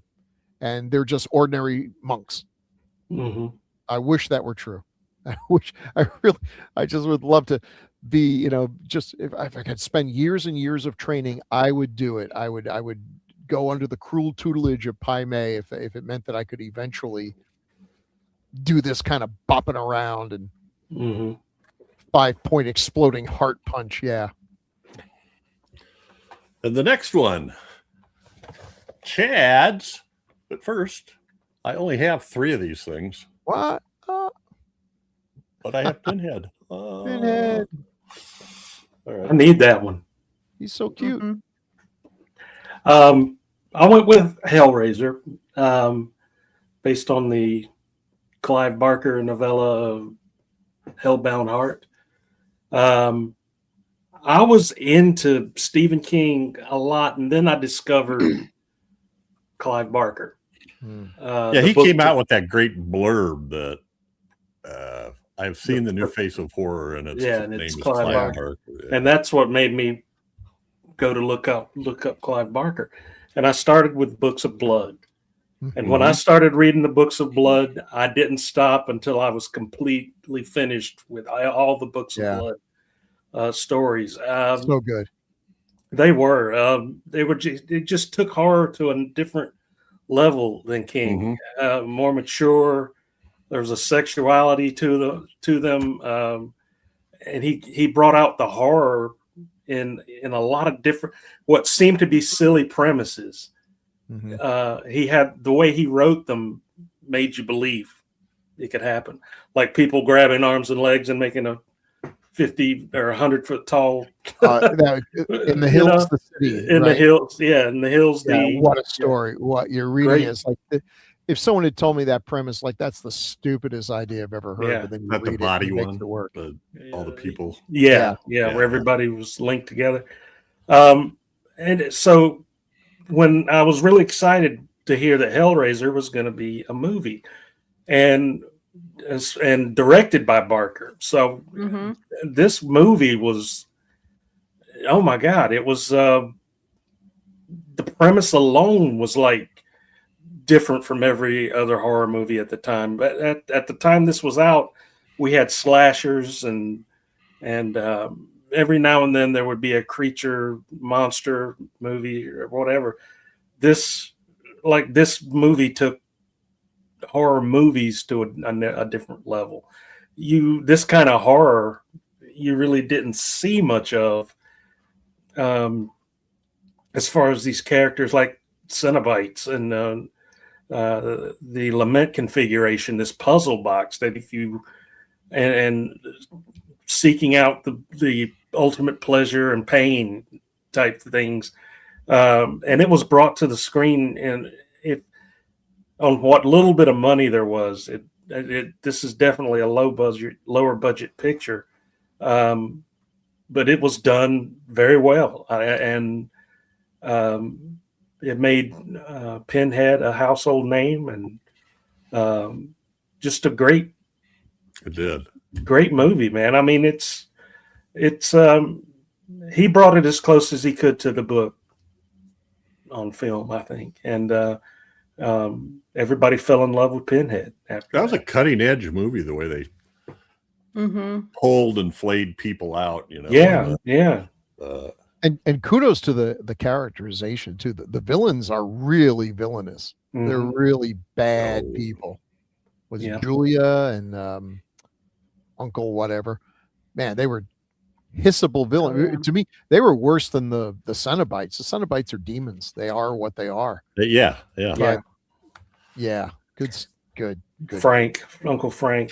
Uncle Frank. Andrew Robinson. Jesus wept. Wow. Yeah. What an ending. Just great. And Ashley, I can't remember her last name, but Lawrence. Oh yeah. Ashley Lawrence, actress, yeah. So likable. Kirsty.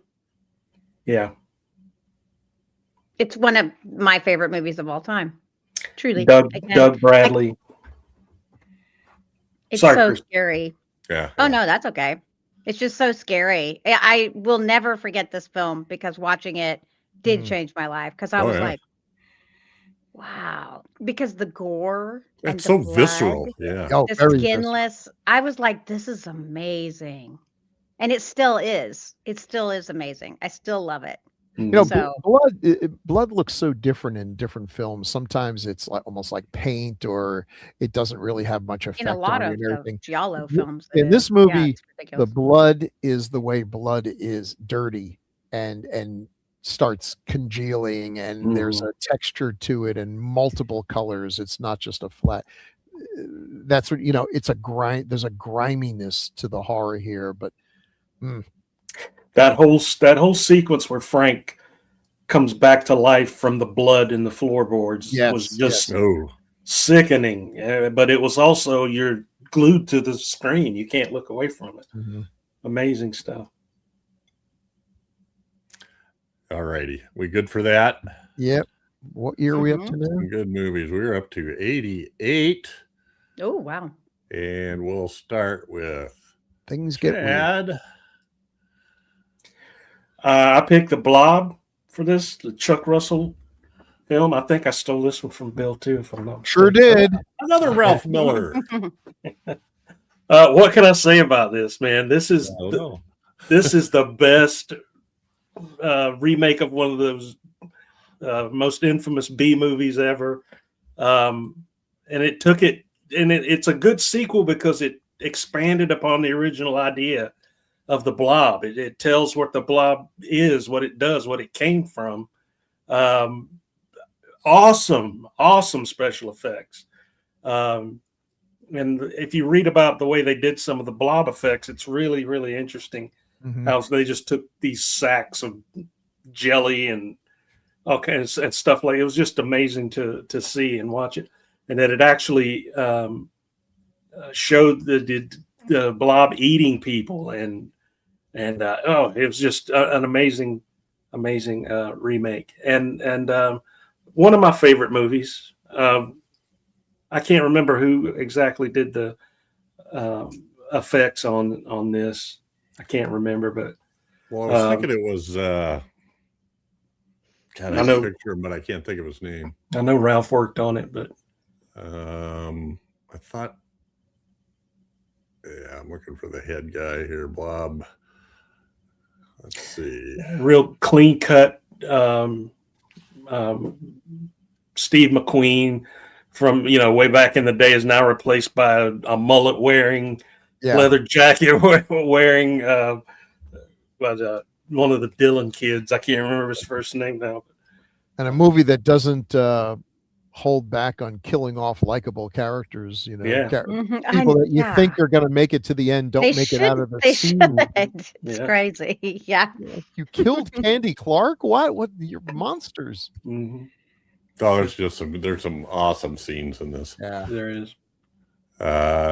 This was one of the movies where is he a paraplegic? Paraplegic? Yeah, Noble Craig. Craig, yes. Oh, yeah. He's billed as the puddle soldier in this one. Yes. Oh my God. There's so many cool tricks and everything. And it's another one of those movies that did not find its audience at the time, but I don't know anyone that doesn't like it now. And they pull a fast one at the beginning. They make you think the guy that's in the picture here. Yeah, the guy on the cover. Yeah, they make you think he's going to be the Steve McQueen hero guy. Nope. He's gone in the first 10 minutes of the movie. He's killed, but not so much. And let us not forget Donovan's son is in this. Donovan Leitch Jr. You know Donovan, the singer. I know. Yeah. You remember that? Okay. Hail Atlantis. All right. Well, Crystal. Where have we heard of this director before? Frank Henenlotter. Brain Damage. This is freaking phenomenal. Oh my God. Yeah. Oh my God. Narrator, freaking alien voice is sick. Like, oh my gosh, he's so good as that alien. Zachary. Yes. Honestly, he makes it. He makes it. Oh yeah. There is something so soothing and creepy and compelling about his voice. It just works so well. It's so good. And Alan Michael, who's the actor here who plays Alan Michael in a soap opera. Okay, like he's phenomenal. He plays it absolutely serious. All the jokes are hilarious. The freaking the semi sort of scene where it looks like it's a little bit phallic and stuff. Oh God, this movie is so good. Honestly, if you told me I had to pick a favorite Frank Henenlotter film, I don't know if I could choose. But I will say this is one of the top-notch ones, quality-wise, I feel like. So who were you talking about that was in it that you said was the guy? He plays the character Alan Michael Spaulding in The Young and the Restless. I don't know what the Rick Hurst, this guy. That's it. That's it. Rick Hurst. That's him. Yeah, I don't know what his name is. Okay, that's fine. Sorry, Rick. I was confused. You were Alan Michael Spaulding to me forever because he's Young and the Restless. Yes, I was a little kid. I thought he was beautiful. But I love how he played it because he played it so seriously. Yeah, no, and it's such a silly premise, but it works. Yeah, and I mean, I just love how he's, it's basically like addiction. And normally I hate that kind of stuff. I hate that whole addiction trope that they have in all these films. A lot of horror films have been doing this now, and it's just ugh. But this is done so ridiculously and so comically that it works for me. And Zachary, yep, that's it. That beautiful voice, that beautiful smooth voice. I own this one. Yeah, he does. Right? There's something about the voice that makes me want to go, okay, I'll do it. Yeah. Yeah. It's phenomenal. And I own this one too. Like I don't own all that many films, but I own this one for sure. What's funny is that doesn't look like the actor at all. That doesn't. No, not a great cover. But that's fine. I don't care. That's cool. It doesn't even really look like the alien, to be honest with you. That's a crazy idea, and they do it so well, actually. Right. I mean, yeah. Brain damage. Yeah. Excellent. Bill, what do we got here? Well, I had to go back to the well here since Chad stole it, but I am glad that I got to pick this one because, I guess we're going to say Ken Russell is like an unsung Apparently. hero of horror. Mhm. Name keeps Mhm. popping up, right? And Third Lair of one. the White Worm is basically, what if a Hammer film were directed by a visionary madman?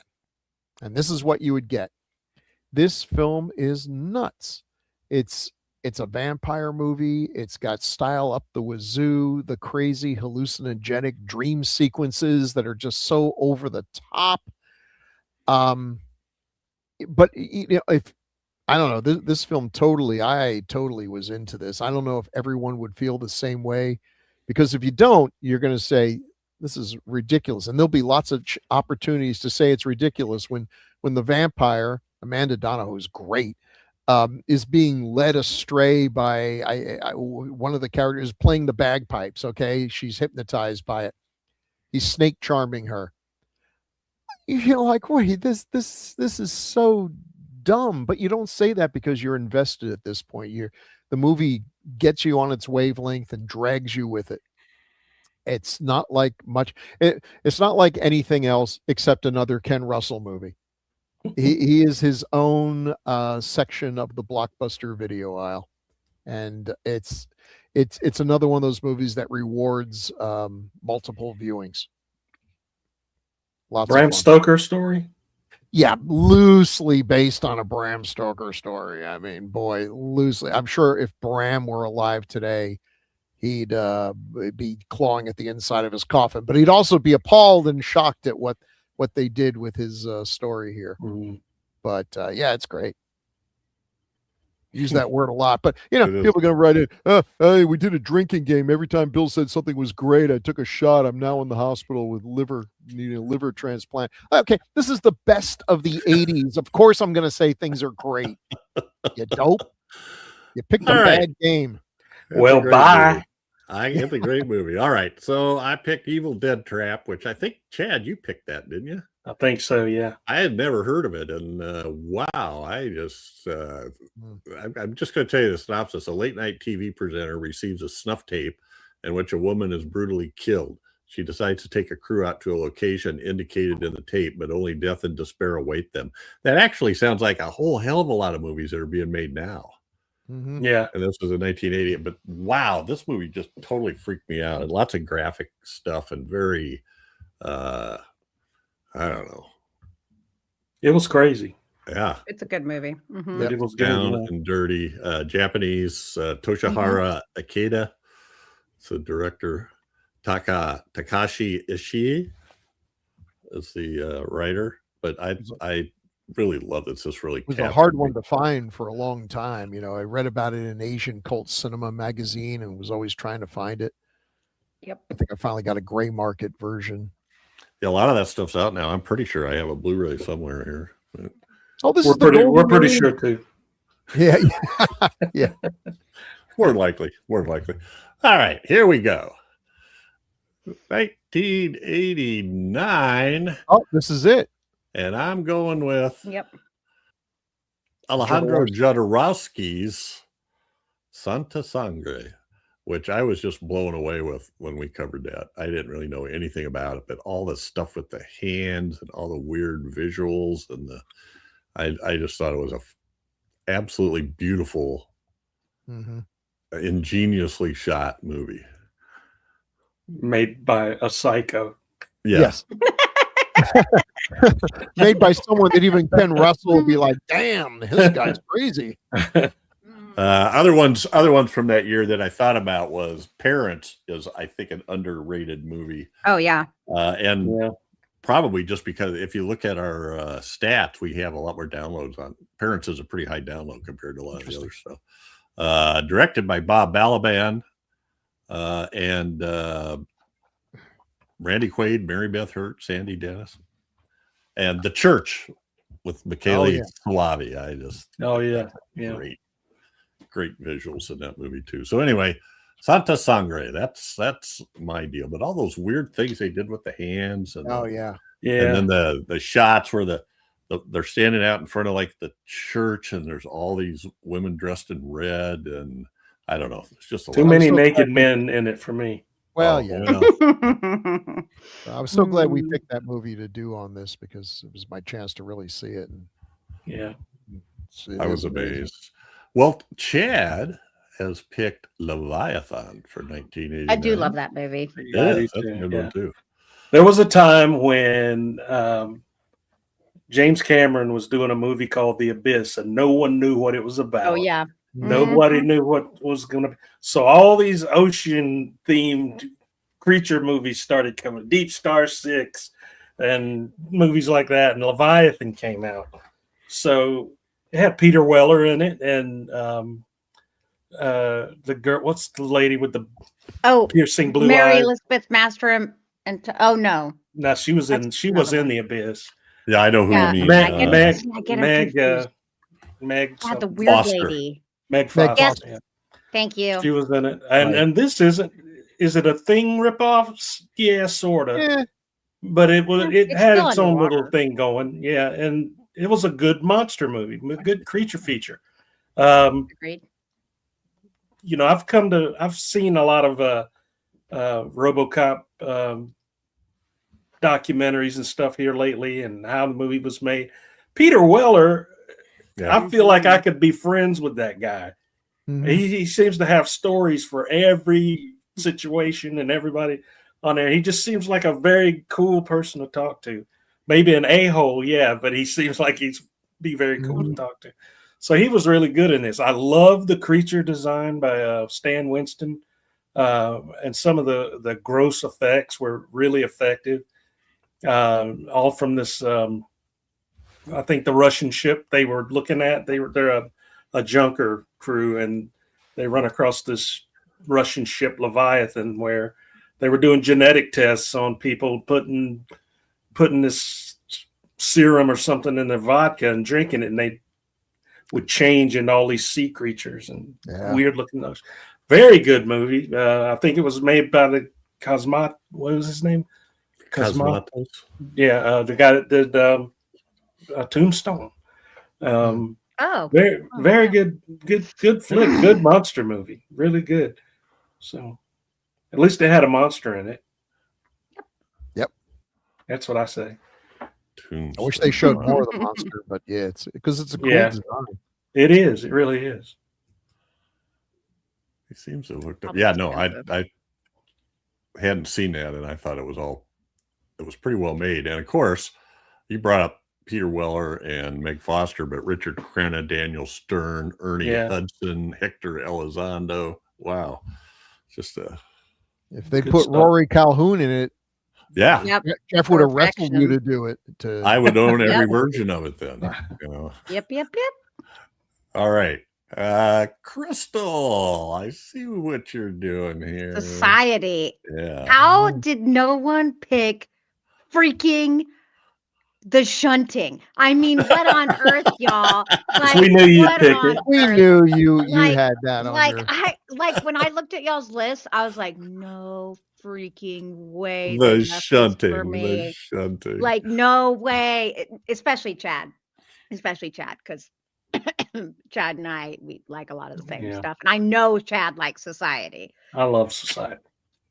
Yeah, so I was like, I scored. But, I mean, y'all, this... Yeah. I mean, come on.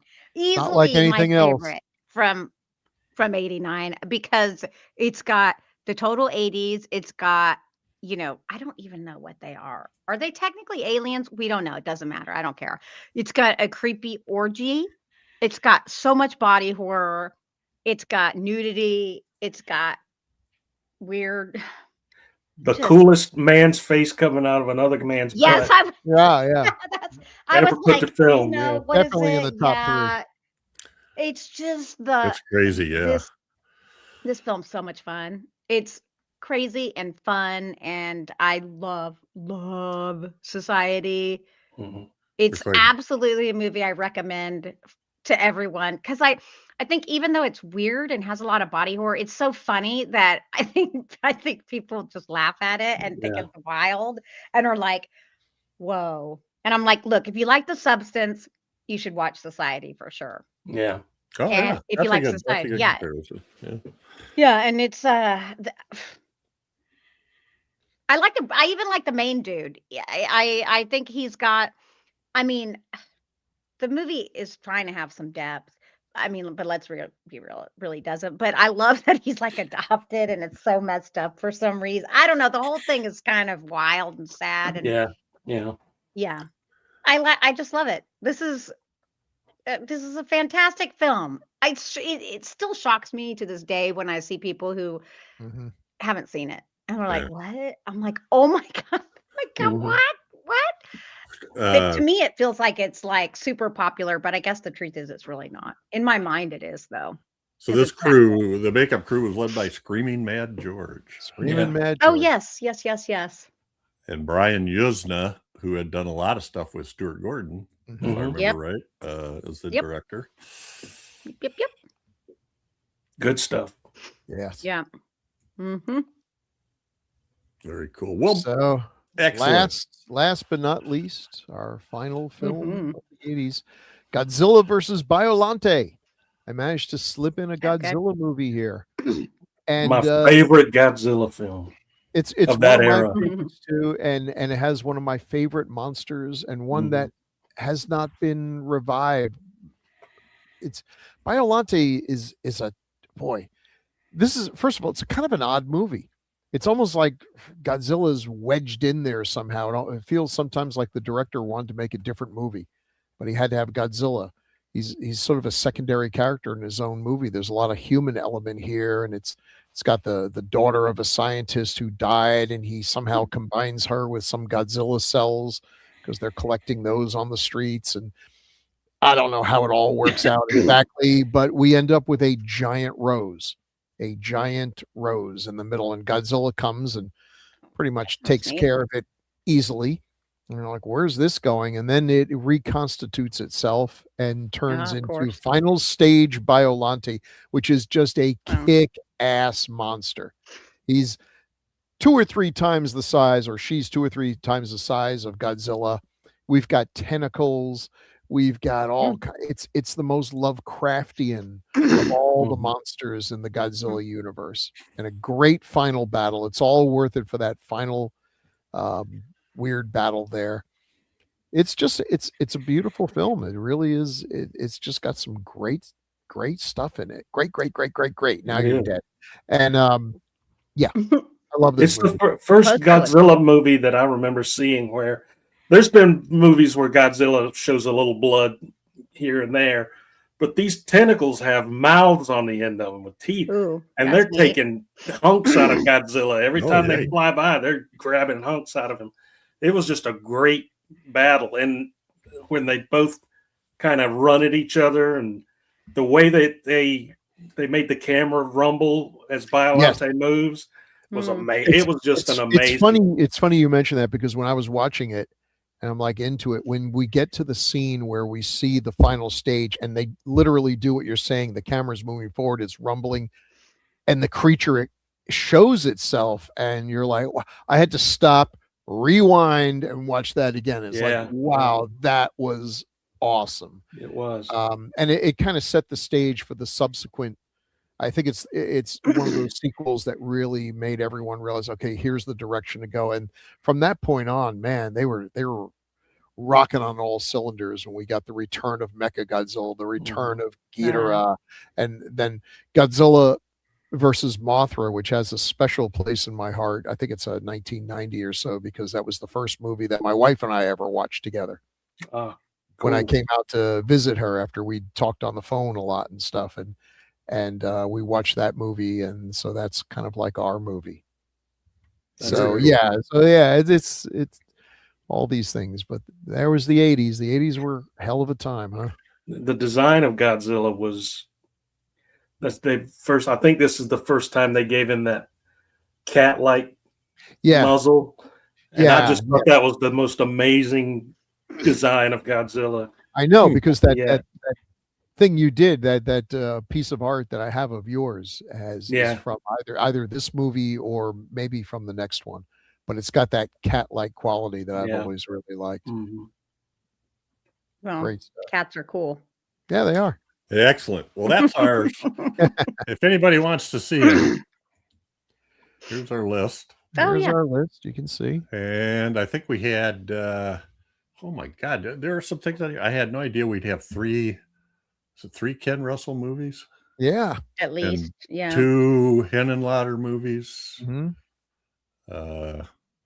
I should tally them up. I can't. Yeah. This seems like a job for Super Tallier.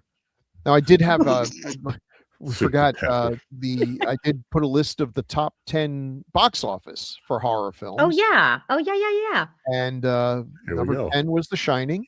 I really thought that would have been higher. Nightmare on Elm Street. The Dream Master, number 4. Wow. Okay, so Dream Master, then Dream Child. There we go. Yeah.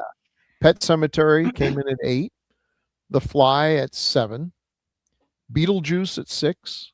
Poltergeist at 5. Shocking to me that Jaws 3D made it all the way. I love Jaws 3D. Y'all just stop. I like that Okay. movie. You can It's buy my got to be butt. the 3D and the memory of the first Jaws. And Predator at 3. Oh yeah, And then quite predictably, 2 movies I picked take the top spots. Aliens at 2 and Gremlins at 1. Wow. That's interesting. Yeah. Noise. It is kind of interesting. Like, I'm kind of shocked that The Shining is at 10, but 9 doesn't shock me because I think what happened is Nightmare on Elm Street 3 was so freaking good that it propelled the 4th one. Mm-hmm. So like 3 was mid because people after 2 people were like, eh.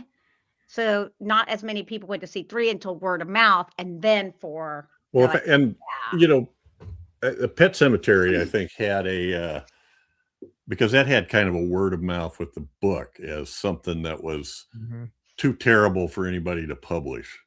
With the kid dying and all that stuff. And in fact, he switched publishers, if I remember correctly. That's when he went from Viking to Doubleday. Anyway, so that I think had a big thing. Anyway, The Fly, God dang, those are good movies. So good. Every single movie on this list, with the arguable exception of Shining, had sequels, and even The Shining, we did end up with Dr. Sleep eventually. Yeah. I love Dr. Sleep. It's a great movie. It's more of a sequel to the miniseries than to Kubrick's The Shining. Yeah, although I gotta agree. say, It's more true to the story. other than The Fly, I wasn't too fond of most of the sequels to these. I like Gremlins too. Okay. Well, guys, that's it for this one. We got a lot of feedback. I feel like if we don't do it, we're going to be really screwed next time. Oh. I know it's late. But well, do we want to see? It's like, do we want this episode to be extra long, or do we want to put it on another one that won't be as long? We could save it, but I'm telling you, this is a lot of feedback for anybody. And if we wait and we have that much feedback again. Yeah. Well, do you want to do a few of them at least? We could split them. I am down with whatever. I love feedback. All right, we can keep on going. Let's just do them and see what happens. If we get tired, my fast voice. It's pretty late. Chad's nodding off. I can see. Let's see. Feedback for episode 194, Lair of the White Worm from Eleanor C. Wow. There we go. That's crazy that this came like out of nowhere, considering we just talked about it. I know. So what's Bill, you might as well read it. Sure. Since you were Lair of the White Worm guy. Eleanor C. says, I've recently watched this with the director's commentary, and to use your words, Ken Russell was a hoot. Half of the things he said are probably not true, but everything he said was entertaining.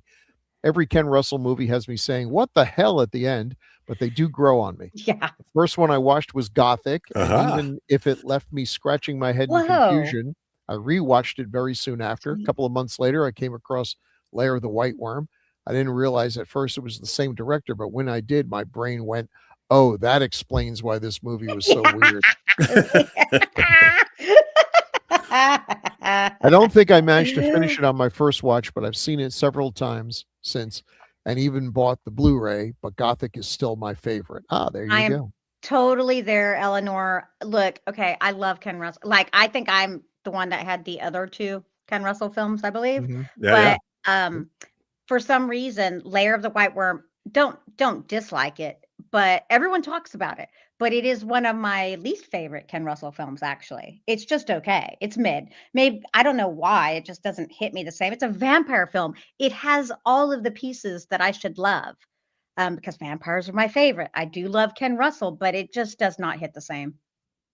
yeah. Just doesn't. So I'm totally with you. Gothic is better than it, but that's just me. Got That's it. just me. I gotta watch it. Thanks, Next Eleanor. one, Crystal's got to do the next one. She's 'cause- our correspondent from the Czech Republic. yes. That's Uh, awesome. episode 219, Sleepaway Camp. Crystal from Gabriel Nico? Yeah. Nicho? What did Crystal mean with the mother being good, being the hardest part about it? What did I say? Oh God, I don't remember how I I don't know, said but it. you brought her up again when you were talking about it today. That was Well, so she's funny. fantastic. Yeah. She's fantastic. But the hardest part about it? The hardest part about what though? What did I mean? What did it? The hardest part What did it to mean? leave, or I don't know. But Well, I don't know. he did also do the tongue hanging out like he understood. Like he's like Yeah. like you're Yeah. sticking his tongue out.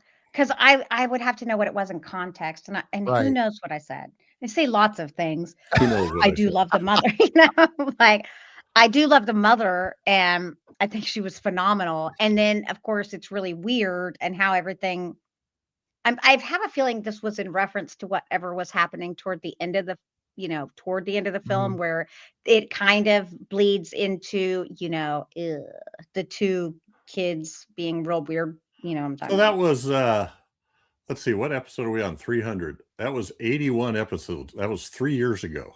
Yeah. Yeah, that's why I'm like, You're I don't telling me you don't remember remember. what you said. So I'll listen to it sometime in the next few days here. And I just want to say, if Crystal, I you figure just it used a line I use all the time, which is when someone's like, but you said blah, blah, blah. It's like, I say a lot of things. I say a lot of things.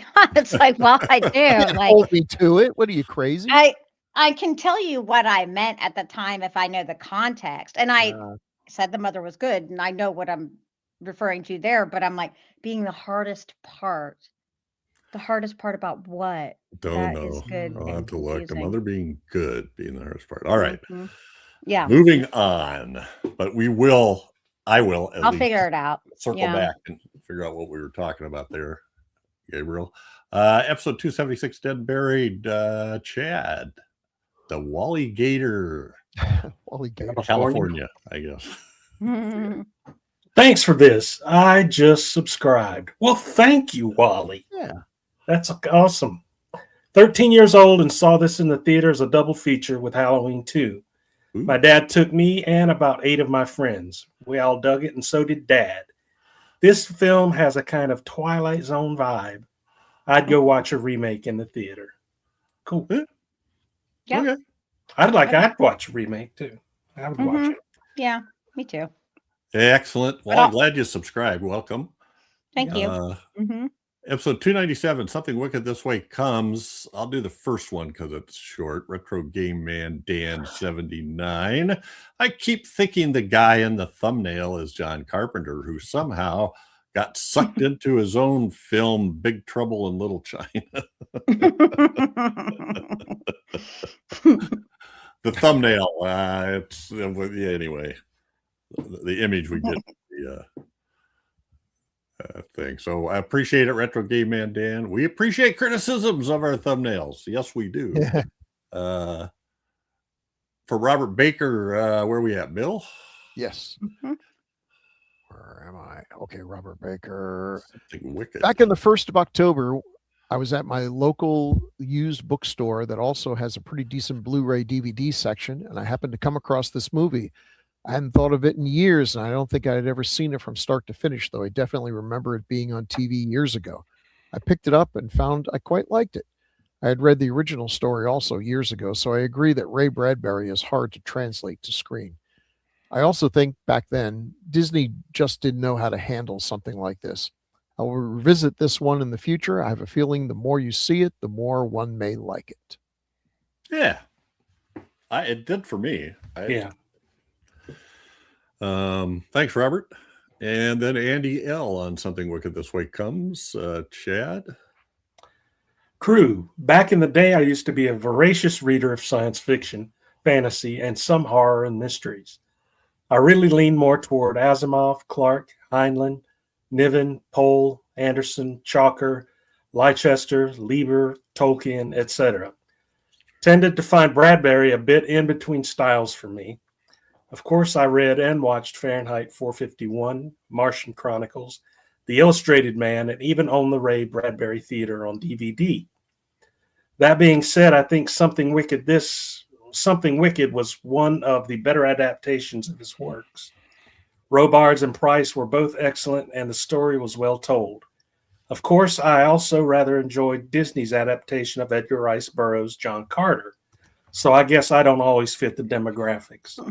I enjoyed that one too. I like that one a lot. It got a bum rap, I think.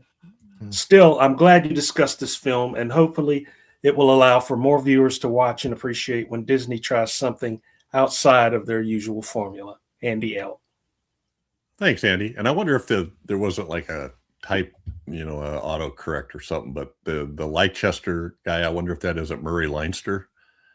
I don't know a science fiction author by that name, I guess. Yeah. Anyway. I don't know. I just read them. No, it's fine. I was thinking of it while you were reading it. I thought that's an odd. All right. Moving on. Episode 298, Henry, Portrait of a Serial Killer, from Travis McDonald Crystal. Greetings, Grue Crew. As I type this, it's Thanksgiving. So let me wish you all a happy Thanksgiving, albeit a belated one by the time you read this. I first heard of this film after seeing Siskel and Ebert review it circa 1989, but didn't see it until several years later. Henry is a very nihilistic film, and it's a very acquired taste. I totally agree with those who hate it, but relate to those who like it. The performances are great as Michael Rooker shines, and so glad to hear praise for the late Tom Towles. This movie is indeed a hard watch, but it is so different from standard 80s horror.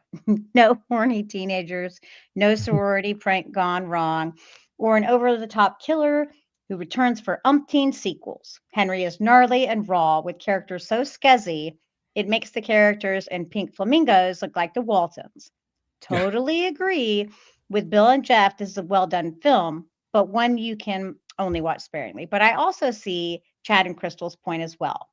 Really enjoyed the review. Best wishes to all. And if Chad needs another reason to despise Roger Ebert, he hated Escape from New York, but praised Escape from LA. Go figure. Wow. Yeah. I hated that tubby asshole. Oh, Chad. All right. No, Thanks, Chad. Travis. Hey, it's good to hear from you, Travis. Yeah. Yes. That's Episode 299, Nightmare City, from Mad as Guardian, Bill. I love Nightmare City precisely because it is so bonkers. If you want realistic, cleverly written characters, watch PBS. This is a movie about nuclear zombie mutant vampires who fly around in planes. I think any notion of realism has already been conceded. If people always made smart decisions in horror flicks, we'd end up with very short and very boring horror flicks. I like this old man attitude here. Yeah. He's. Mm-hmm. I even enjoy the cop-out ending since it loops us right back to the beginning, and we now know what's about to come out of that plane. In short, don't listen to these people. Yeah. Watch this movie. Merry Christmas, guys. And get off my lawn. Thanks, Mad as Guardian. I appreciate it. Yeah. I appreciate it. I want my baseball bat that got accidentally hit into your yard. Yeah. Mad as Guardian. Hey, can we have our ball back? That's a scene from Hard Day's Night. You can just hit a rock as we did back in the day. Yeah. I'm keeping it. Okay. I'm keeping And now from some guy named J.J. Chandler. J.J. Oh, Chandler. yeah. Here I am. On Nightmare City. Where are we at? Chad, I think. Is that right? Or- Yep. Okay. When I'm Review. finished, Not off but- the middle here. when I'm finished next year, let me know what year. Let me know when after the ball drops. This movie is horrible. Horrible. Yeah. Everyone in it is stupid. Everyone makes stupid decisions. Jesus, this is so painful to watch. Obviously, this was Bill's deviously genius way of making you suffer so that he can sneak his favorite film, Anthropophagus, into the show and make you feel it's not as bad a movie as it actually is. So I just want to point out to you, Man as Guardian, if you're listening to this, Jerry needs straightening out here. Bill. But guys, it's not as bad as Nightmare City, right? Am I right? I'll tell you right now, I'm not watching anything called Anthropophagus. This is one of those movies that I put deep into the realm of so bad they're good, and the they're good part of it that is really abusing the meaning of the word good. It has more padding than a classic Doctor Who story filled with long corridors for Tom Baker and Elizabeth Sladen to run down 500 times an episode. Try some punctuation there, Jerry. And amazingly, it's zombie bloody gore killing that's the padding, but they somehow made it tedious. You watch it, and from start to finish, you feel like, the fuck I'm watching, the fuck is going on. Try English too, Jerry, while you're at it. So, of course, I owned it on DVD and upgraded to blue as soon as I could. Of course. This is the kind of train wreck that's just too stupid it becomes fun. And I will admit to finding it enjoyable on a completely bat guano crazy level. I was looking something up in a piece. Were you really? Okay. I wrote about the film for Needless Things that later found its way to the Assignment Horror blog and was reminded of something I totally forgot about as time has gone by from the piece. Now he's quoting others. Right? Yeah. I need an oxygen tank if I'm going to finish reading it. Amazingly, perhaps unbelievably, there's been serious talk of a sequel or remake for some years now. Yeah. Oh, a remake. Okay. Late in 2017, it was even announced that a remake was in development with Tom Savini in the director's chair. The rumored casting has Ray Wise, Noah Hathaway, and Judith O'Dea in leading roles, as well as Savini himself and porn star Diana Prince supposedly confirmed for roles. The setting and concept is reportedly changing a bit as the description for the movie is now a mysterious virus spreads from Haiti to Miami, turning people into terrifying, thirsty creatures. A small group of survivors tries to escape from the city of the Walking Dead. He doesn't really use any periods. Yeah, that's funny. Okay, Jerry, you're not allowed to use double quotation marks anymore. I looked at one of the links, and the fundraising site, which, while closed, is still there on Indiegogo, along with their promotional videos from some horror cons. And Jerry proceeds to put the effing Indiegogo link in there. Well, obviously. They raised just shy of $140,000 to make it. Wow, that's actually pretty decent. And apparently, from what recent word I can see, they've said that that was just to create what they needed to shop it to studios. I'm losing my ability to read. And production is still planned, but stalled due to the need for additional funds. Seriously? Just give Bill, Tom Gore, Sammy, and Mark $140 and let them do it. It'll at least be better than the original. And who knows? Maybe we can throw Tom and or Sammy off the top of a roller coaster. You get more than $140, Bill. I've tried that, and it cost nearly $200. Yeah. Jeff, I didn't mean Stephen King did the exact same, quote, "It was all a dream" ending anywhere. I meant he seems to like cop-out, non-ending endings. The Mist ends with them driving in the mist and maybe picking up a signal on the radio. Cell ends with the father putting the cell phone to his kid's ear, etc. If King can work out a way to not actually finish a story, he tends to go with that concept. Nightmare City was like the ultimate cop-out ending. It's like they realized they were going too long, realized they had no actual ending, and just decided to turn the movie into a Mobius loop, where the ending of the movie is the beginning of the movie, It's the Ouroboros of zombie films, just Mhm. like with a radioactive zombie eating its own backside instead of a snake eating its own tail. Ouroboros. Who else could That's come a hell of a good quote, actually. Ouroboros of a zombie film. Yep. Yeah. Yep. I'm once I start reading this, guys, I'm not going to stop, or I'm going home. Okay. Yeah. I mean, seriously, what kind We're of almost annoying done. jerk goes on forever and pulls crap I'm like almost that? done. We're almost done. This horror movie is horrible. Horrible. Horrible. Everyone in it is stupid. Everyone makes stupid decisions. Why am I reading this shit again? Oh wait, it is the same. It is the same. Yeah. Speak of Ouroboros. Yeah, this is. Yeah, I'm not reading that again. Was that was a joke? He did it.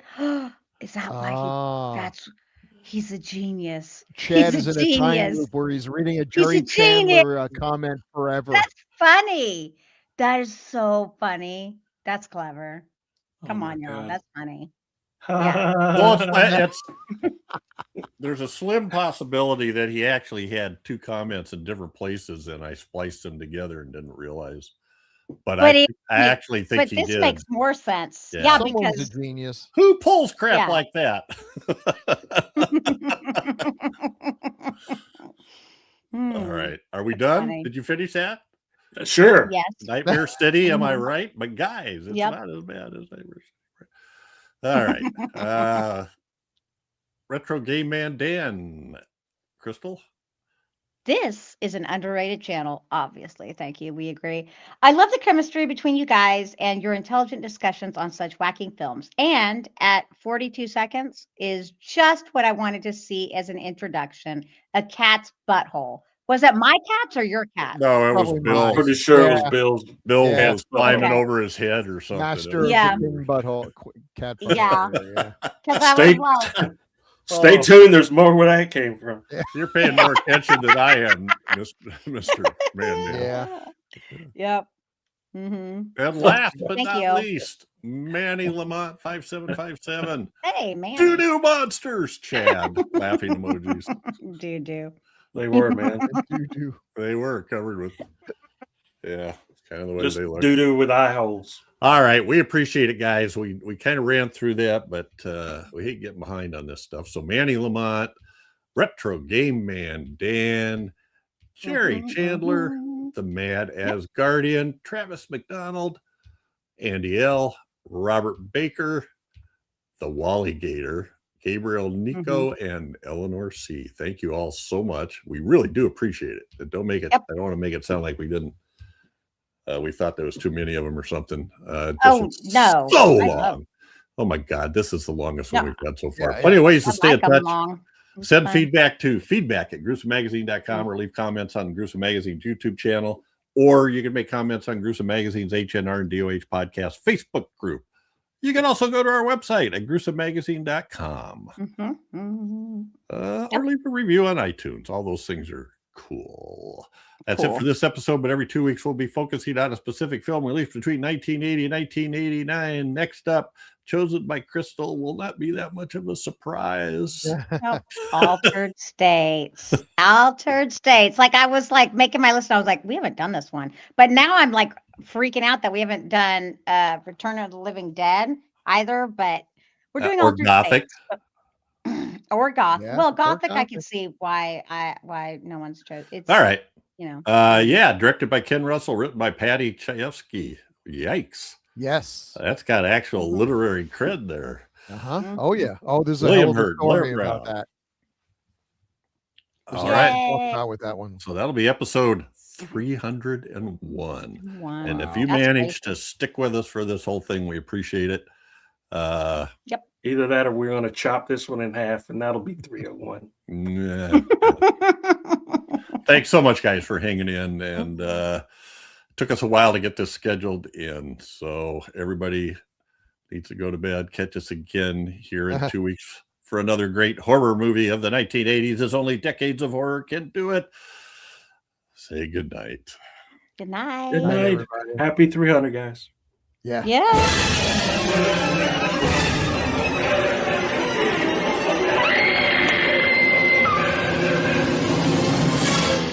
Gruesome Magazine.